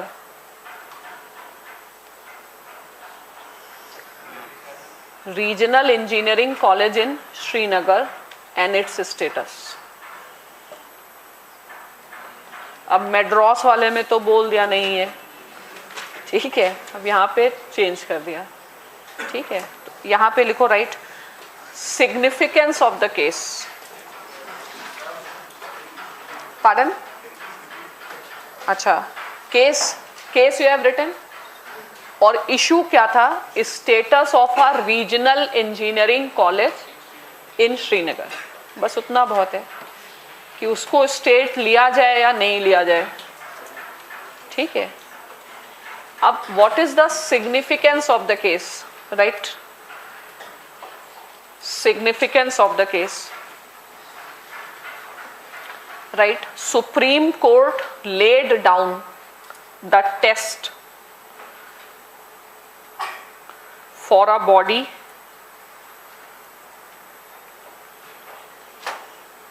to be called as instrumentality. To be called as instrumentality. ठीक है. Now what is the test? First test, if entire share capital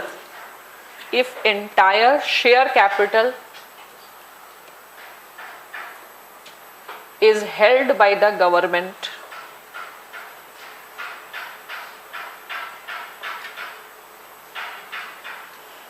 second, if the financial assistance given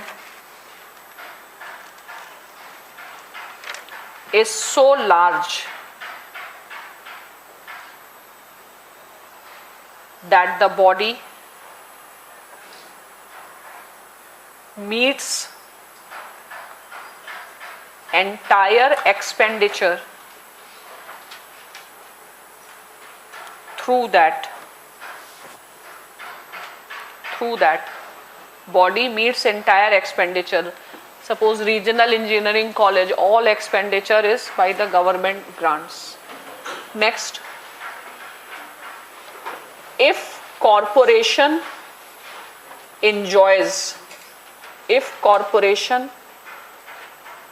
मतलब कोई भी business entity etc. enjoys the monopoly status given by the state,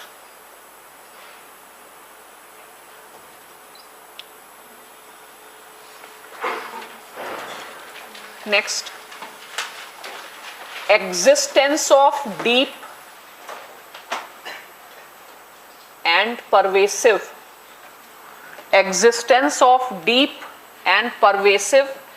state control.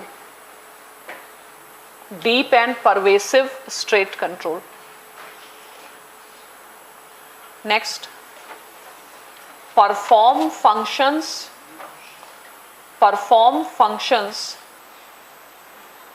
which are closely related to government functions.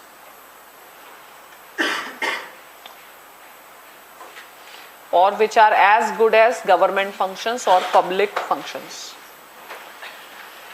Now, on these parameters, tell me, जैसे BCCI, is the entire share capital held by the government? No. Financial assistance is so much? No. Does it enjoy monopoly in cricket? But is that status given by the state by law? It has got that status. Fine. Any deep and pervasive state control? As such, no. But there seems to be a colorable exercise. Why? If not directly, indirectly means BCCI with respect to the, for example, to conduct match with Pakistan or not, it gets directed by the government. ठीक है, तो ये भी हो सकता है colourable exercise है. It seems की कॉन्स्पिरेसी है, to avoid the obligations, take the benefit और एक way out निकाला है those who are in power. ठीक है, तो that needs to be changed. Next, are the functions performed are like the nature of the government? Yes. तो अब ये जो लास्ट वाला टेस्ट बहुत इंपॉर्टेंट था, to declare BCCI as a public body, but आगे judiciary has change this test.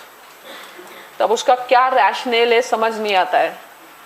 It only seems कि may be judiciary में also be having the vested interest. और क्यों नहीं हो सकता है कि नहीं. Corruption in judiciary. तो जुडिशरी क्या है? Second most corrupt institution in India after police. तो जुडिशरी के सारे डिसीजंस एकदम ऐसे नहीं लेने कि वहां पे भगवान लोग बैठे हैं. There can be an access और नॉट. फाइन. तो जुडिशरी के डिसीजंस भी they should be under scrutiny. उसके लिए भी प्रैक्टिकली इंडिया में क्या है? Contempt of court judiciary uses, जो आइडियली डेमोक्रेसी में कोई स्कोप होना नहीं चाहिए. Only criminal contempt is fine. Civil contempt का देयर इज नो लॉजिक. ठीक है. तो अब next case you write, Pradeep Kumar Biswas. Pradeep Kumar बिस्वास. कुमार के साथ साथ प्रदीप भी. प्रदीप और वो है विश्वास, ये है Vishwas. Pradeep Kumar Biswas versus Indian Institute of Chemical biology.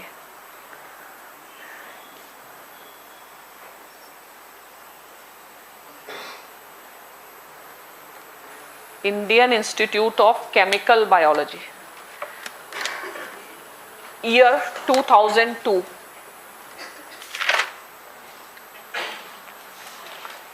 ठीक है.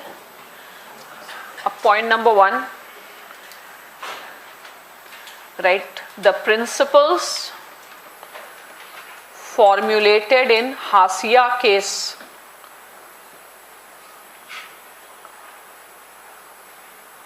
are not rigid set of principles.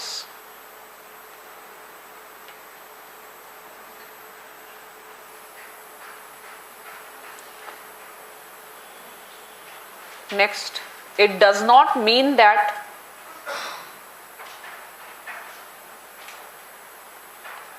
if any body has any such functions, it automatically becomes a state. ये भी प्रोटेक्ट कर लिया. मतलब बाई चांस ऐसा अगर कभी हो तो भी जुडिशरी डिसाइड कर देगी. ठीक है. BCCI इससे भी प्रोटेक्ट. इसके लिए एक वर्ड है और उस वर्ड से परेशान नहीं होना है. मनो तो लिखो, नहीं तो नहीं लिखो. Ex hypothesi. Ex hypothesi. Ex hypothesi means if these functions are there, automatically designate that body as a state. ऐसा नहीं है. ठीक है. अब नेक्स्ट लिखो, right, according to the majority judgment, each case would be settled independently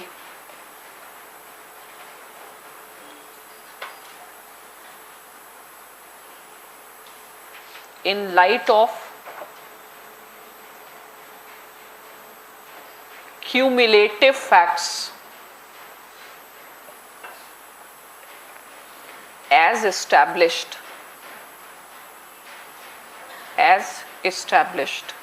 cumulative facts as established. It means it is to be seen whether financially,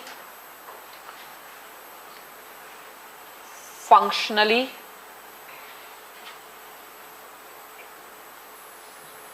administratively,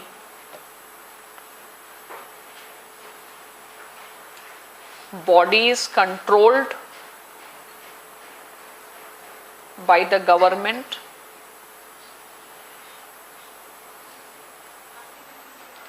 financially, functionally, administratively, the body is controlled by the government.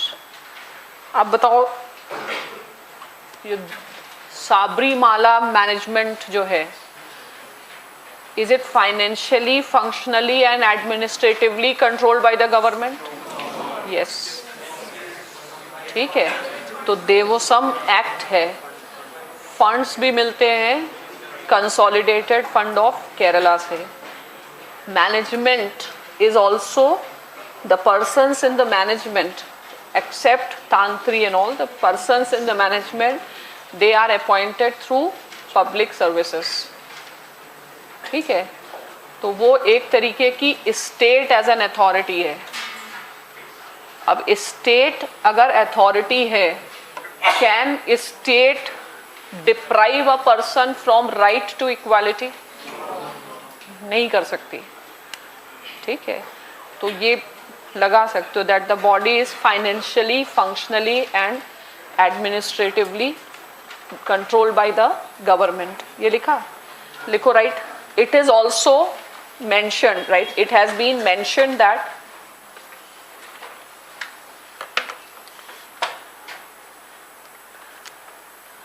the body will not be a state just because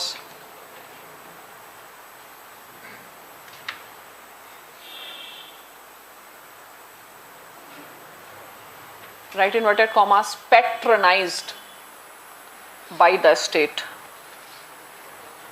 Patronized by the state. If a state is a patron, right, फिर लिखो. Right, right, it will not be state if the control is just regulatory and not pervasive.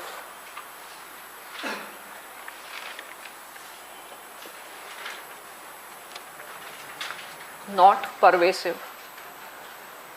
Next लिखो. Right, Pradeep Kumar case eliminated. Pradeep Kumar case eliminated the test of public function.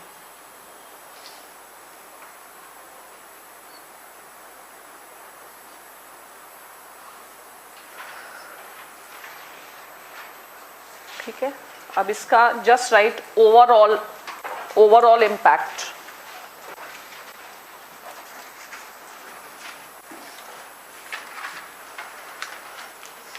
Right, judiciary again took restrictive view. Judiciary again took restrictive view.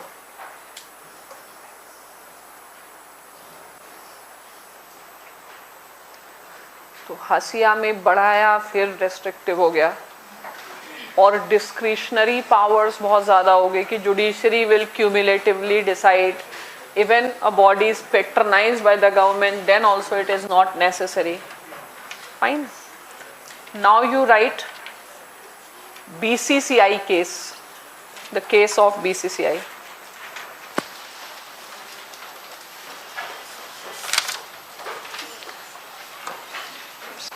देखो. Right, Z Telefilms, Z Telefilms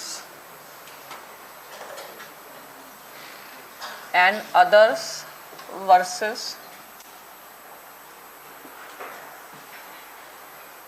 Union of India and others,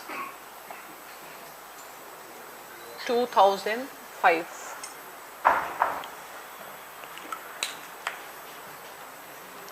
Z Telefilms and others versus Union. Now you write majority judgment. Yeah.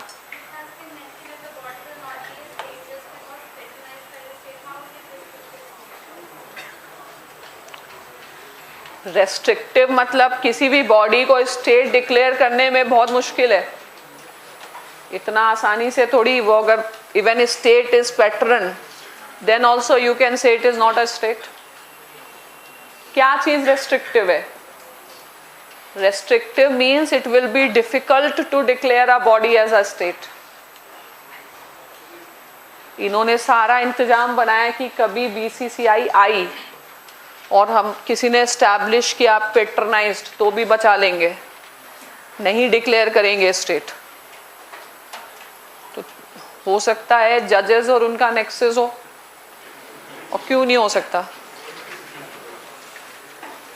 समझ में आया?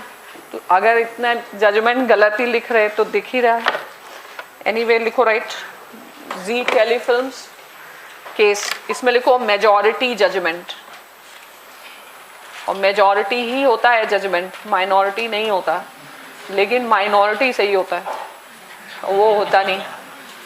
India में rule भी तो है, सही सही होता नहीं है. एनीवे लिखो राइट, इसमें लिखो right BCCI is not a state.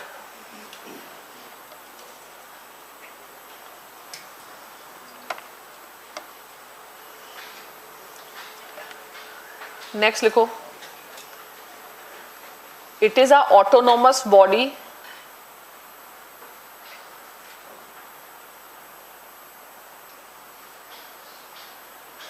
and government has little control.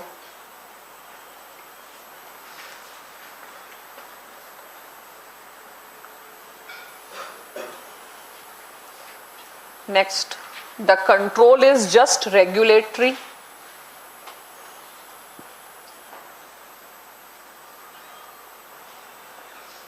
And not pervasive. Not pervasive. Next, right, government is not the shareholder.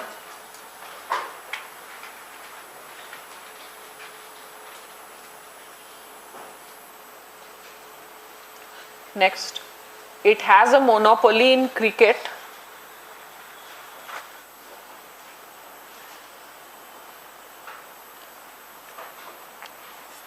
But it is not given by the state.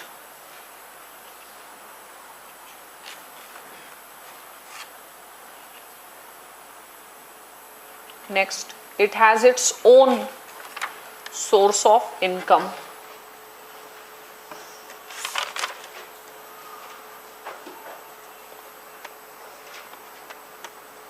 अब लिखो what is the implication of the judgment.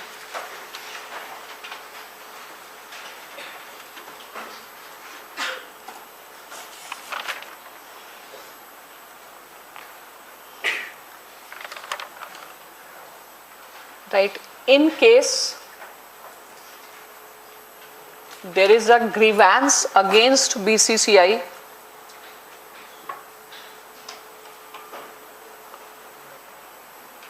grievance against BCCI, comma, person can approach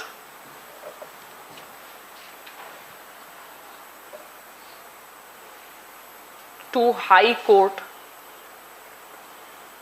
under 226,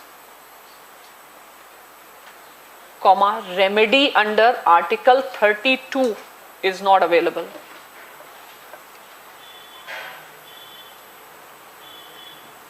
Under Article 32 is not available. अब लिखो minority judgment.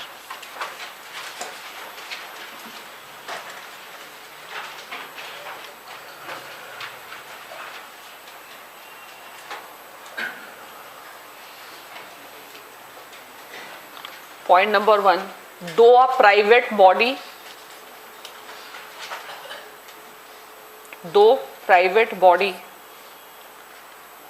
yet it discharge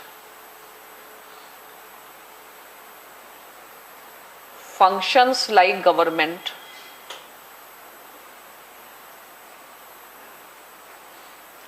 अब लिखो what functions.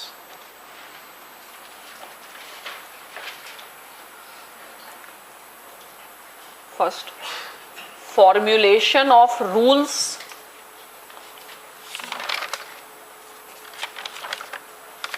related to the game.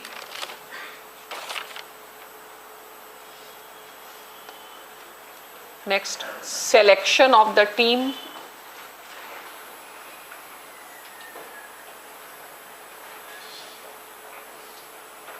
Next, control the activities of the players, umpires, and others. Others, जैसे TV channels and all, control the activities. Next, it represent India in international tournaments.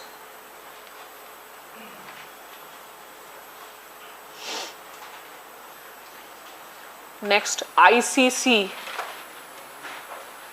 ICC regards BCCI, International Cricket Control, regards BCCI as representative of Government of India, representative body of Government of India. Next, it enjoys monopoly in the game of cricket.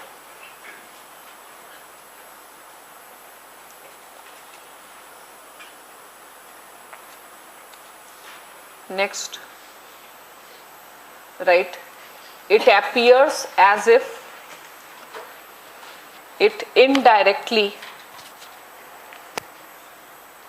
supports government foreign policy.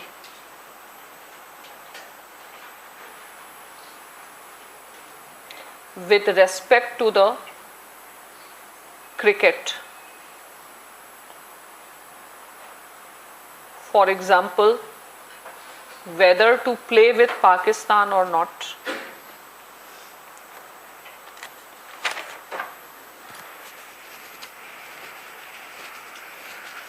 Next, its nature has changed from private to public body.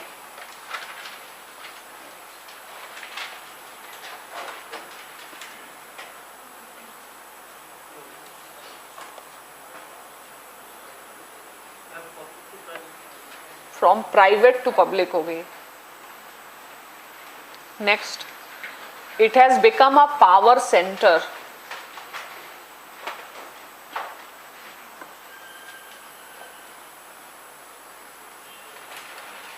Next, it cannot be compared to a college or a educational society.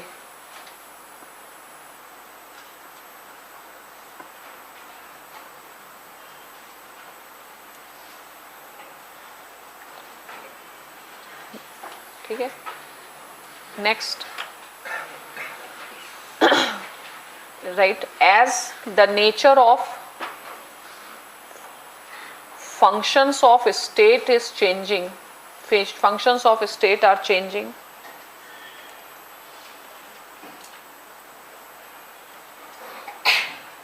Private bodies are emerging as power centers.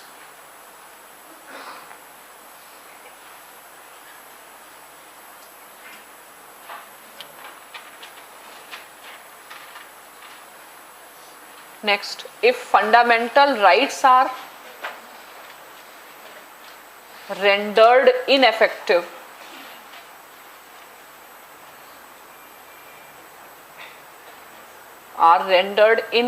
against private bodies,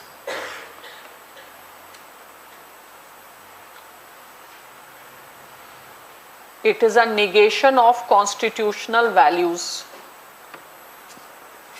It is a negation of constitutional values.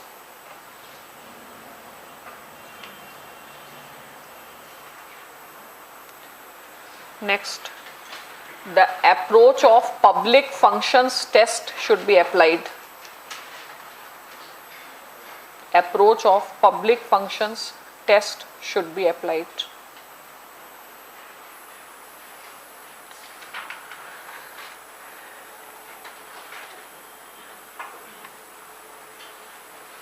ठीक है, तो minority judgment was actually more correct.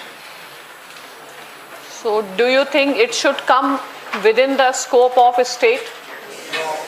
क्यों? No क्यों? बहुत सारे factors हैं, जैसे जैसे अभी आप देख लें क्रिकेट को हटा दिया जाए तो अदर स्पोर्ट्स जो है इंडिया में की हालत काफ़ी ज़्यादा खराब है. प्लस इसकी सैलरी पे भी आ जाता है. मीन्स कि जो क्रिकेटर्स की जो लाइफ होती है वो 40 साल से ज़्यादा खेल नहीं पाते. उसके बाद क्या गवर्नमेंट में अगर आगे 65 तक चल भी जाता है. उसके बाद राज्यसभा मेंबर बन सकते हो, और क्या चाहिए. लोकसभा में होता तो है, उससे ज़्यादा तो तुम ऐड कर करके कमा सकते हो.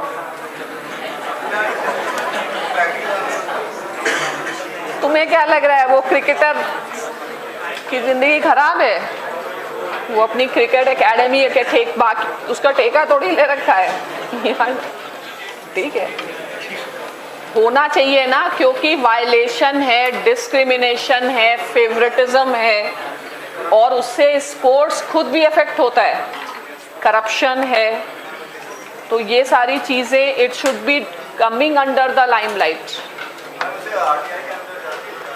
आरटीआई के अंदर हो गई, इट इज अंडर आरटीआई.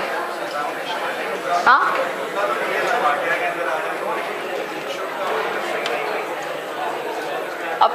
अब लिखो राइट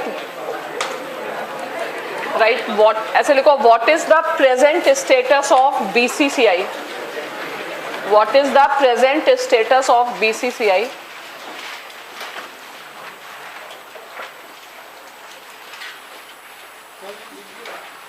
हमें भी पता है क्या क्या लिखा है. प्रेजेंट स्टेटस ऑफ बीसीसीआई लिखो right. Not state, not to be treated as a state for the purpose of Article 12, not to be treated as a state for the purpose of Article 12. Second, to be treated as public authority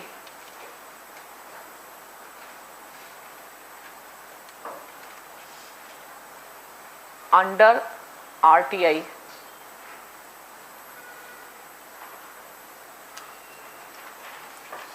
ठीक है, अब लिखो write what is the background of this issue. What is the background of the issue. What is the background of this issue.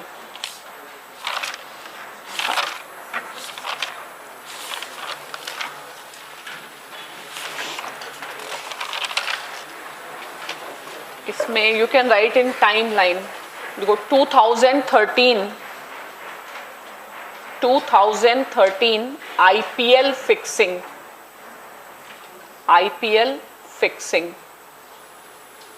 ठीक है. Second point you write Supreme Court appointed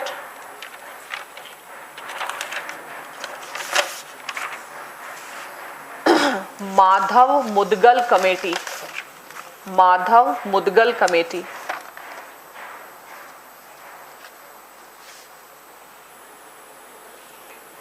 dash करके लिखो write committee held that there are irregularities.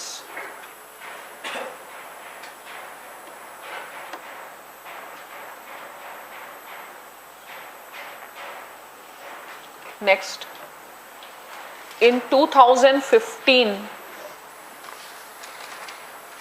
Supreme Court appointed Lodha Committee.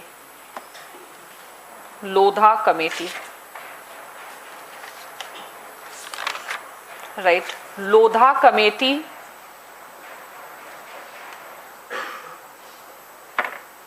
gave following suggestions.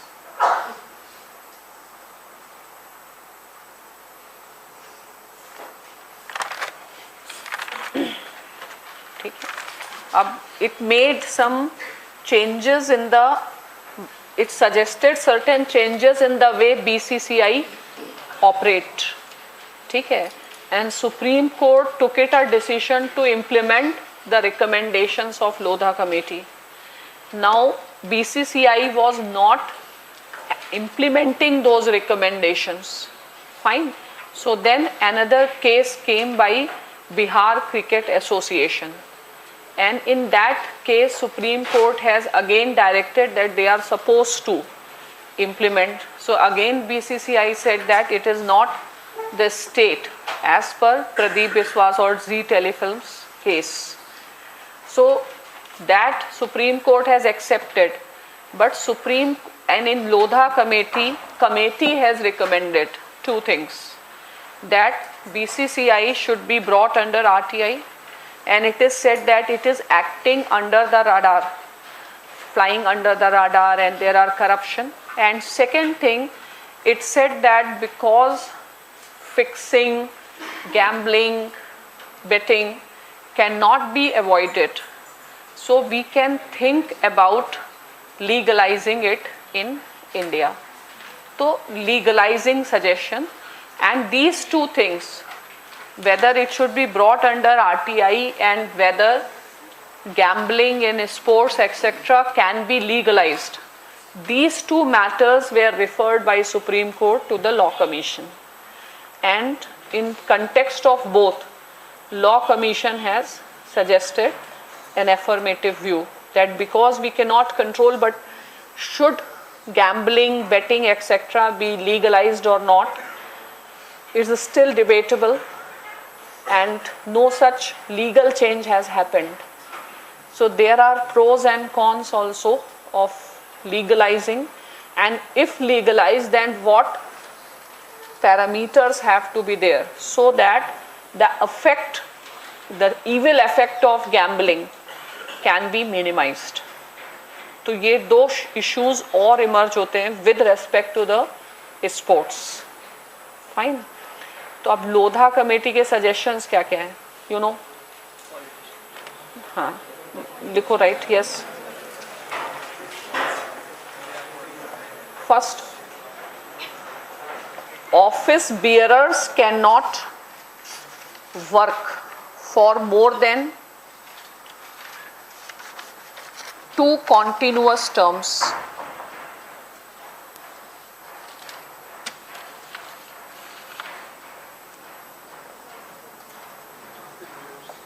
Next, retirement at the age of 70.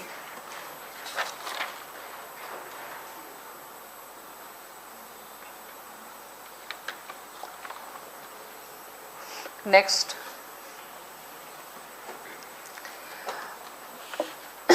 one vote, one state. One vote, one state. तो ये था कि कुछ states में बहुत सारी क्रिकेट एसोसिएशंस हैं, तो दे गेट मोर वोट. ठीक है. Next, a separate governmental body for IPL. Next, BCCI under RTI.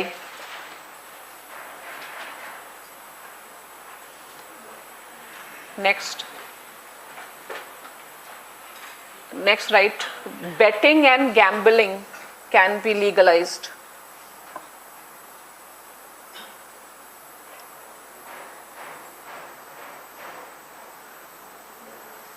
Next, right, no minister or government servant can be office bearer.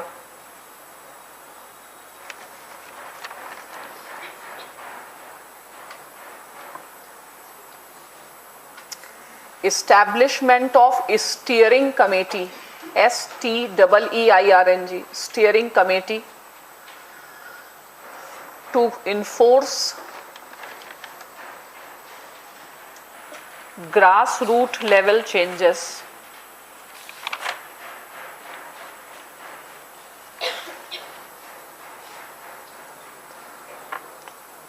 grassroots level changes. Next, CAG, Comptroller and Auditor General as a nominee in the managing committee. CAG as a nominee in the managing committee. Next, disclosing the assets of the members to ascertain. Disclosing the assets of the members to ascertain that they are not involved in betting.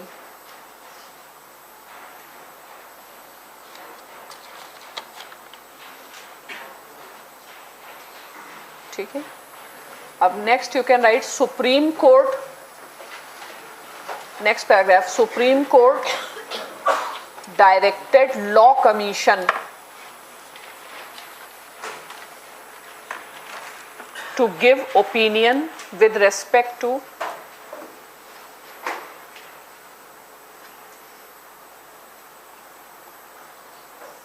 making BCCI a public authority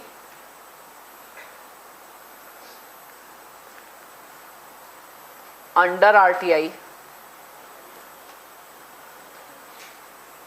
ठीक है. अब लिखो law commission favoured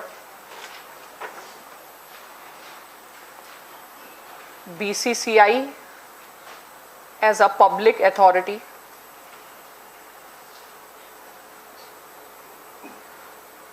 arguments क्या हैं? Right, even if a private body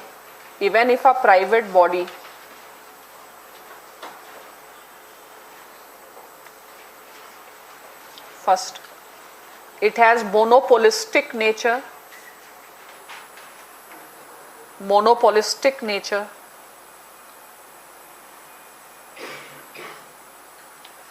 Next, right, if no direct funding, there is indirect funding.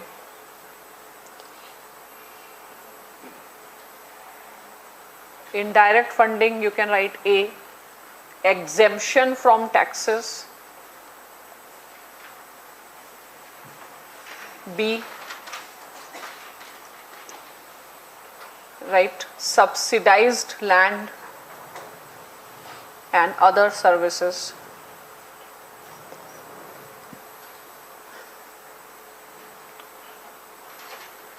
Next, BCCI nominate players for Arjun Awards.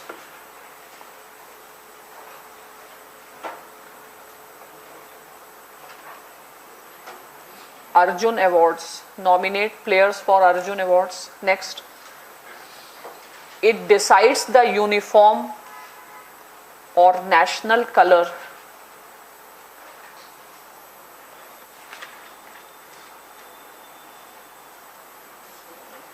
National color. Next, its own constitution.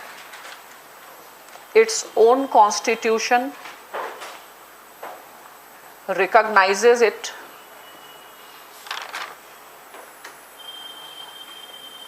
recognizes its role as first body to frame laws for the sport of cricket in India.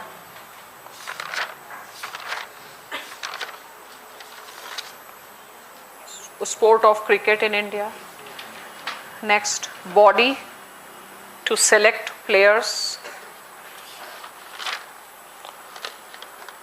to play abroad.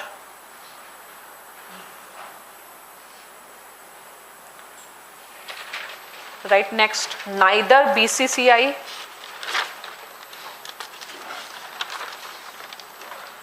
nor government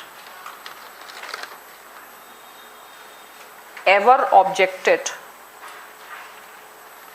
to the status.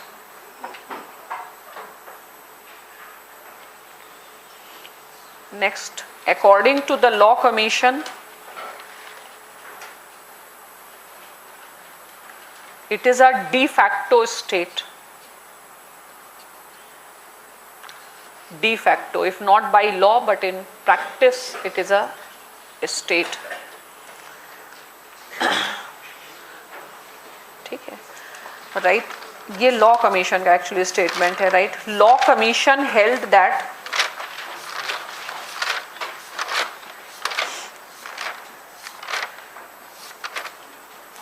BCCI flies under the radar.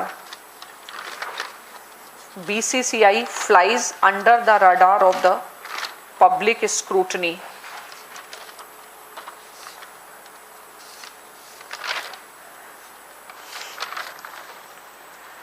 Right? Right? There is a opacity and non-accountability. There is a opacity and non-accountability.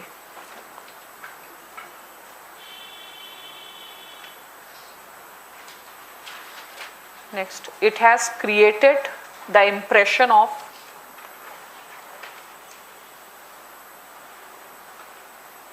point number 1, corruption, and second, malpractices. Malpractices, malpractices, malpractices. अब next लिखो, right? It is to be noted that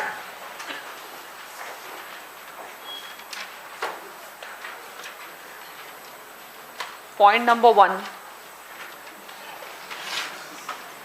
right? BCCI's status as a society registered under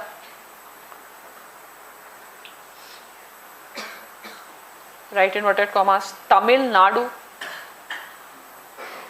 Society Registration Act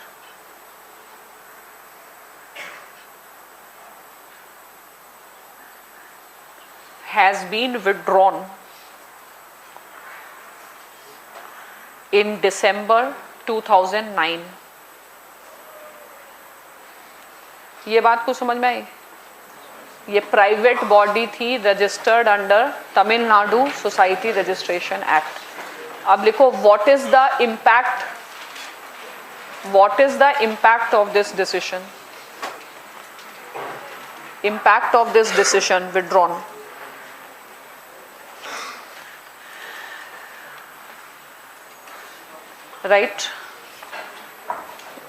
Right, it will not get exemption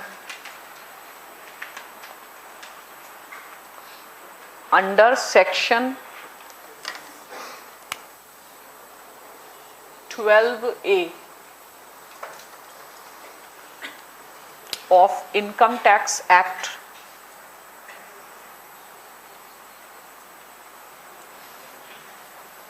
ठीक है, अब यहाँ पे bracket में लिखो meant for charitable organisations. Meant for charitable organisation. एक तो private club था, चैरिटेबल में रजिस्ट्रेशन किया. ठीक है, करप्ट दिमाग का कोई लिमिट ही नहीं है इनका. ठीक है, अब सेकेंड पॉइंट लिखो इसमें, point number 2. Right, farmer sports minister Ajay Maken has clarified in Lok Sabha,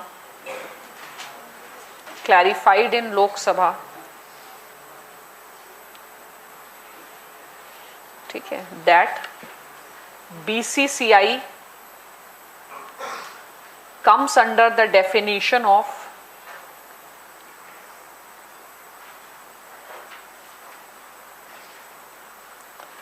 National Sports Federation.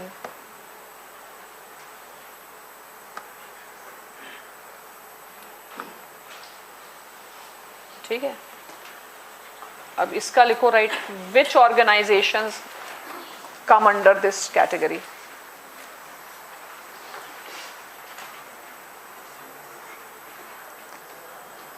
right, which receive the government fund of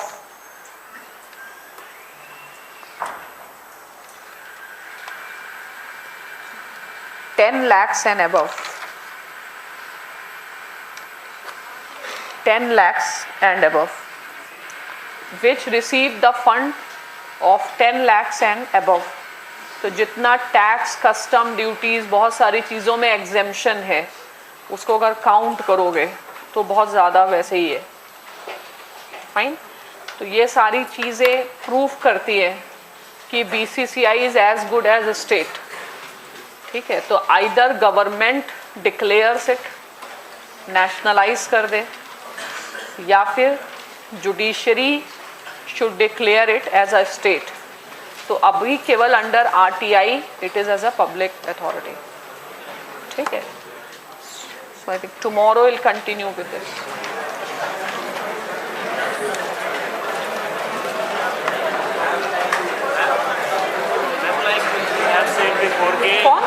Ma'am, like you said before, the fundamental rights are natural rights. Ma'am, but we have a RTI Act, RTI right to education. But ma'am, how is it fundamental rights, natural rights कहा जाता है तो उसका मतलब क्या होता है वो समझना है. इसका मतलब ये होता है कि राज्य ने नहीं दिए हैं और राज्य उसे लिमिट नहीं कर सकता. केवल इतना मतलब.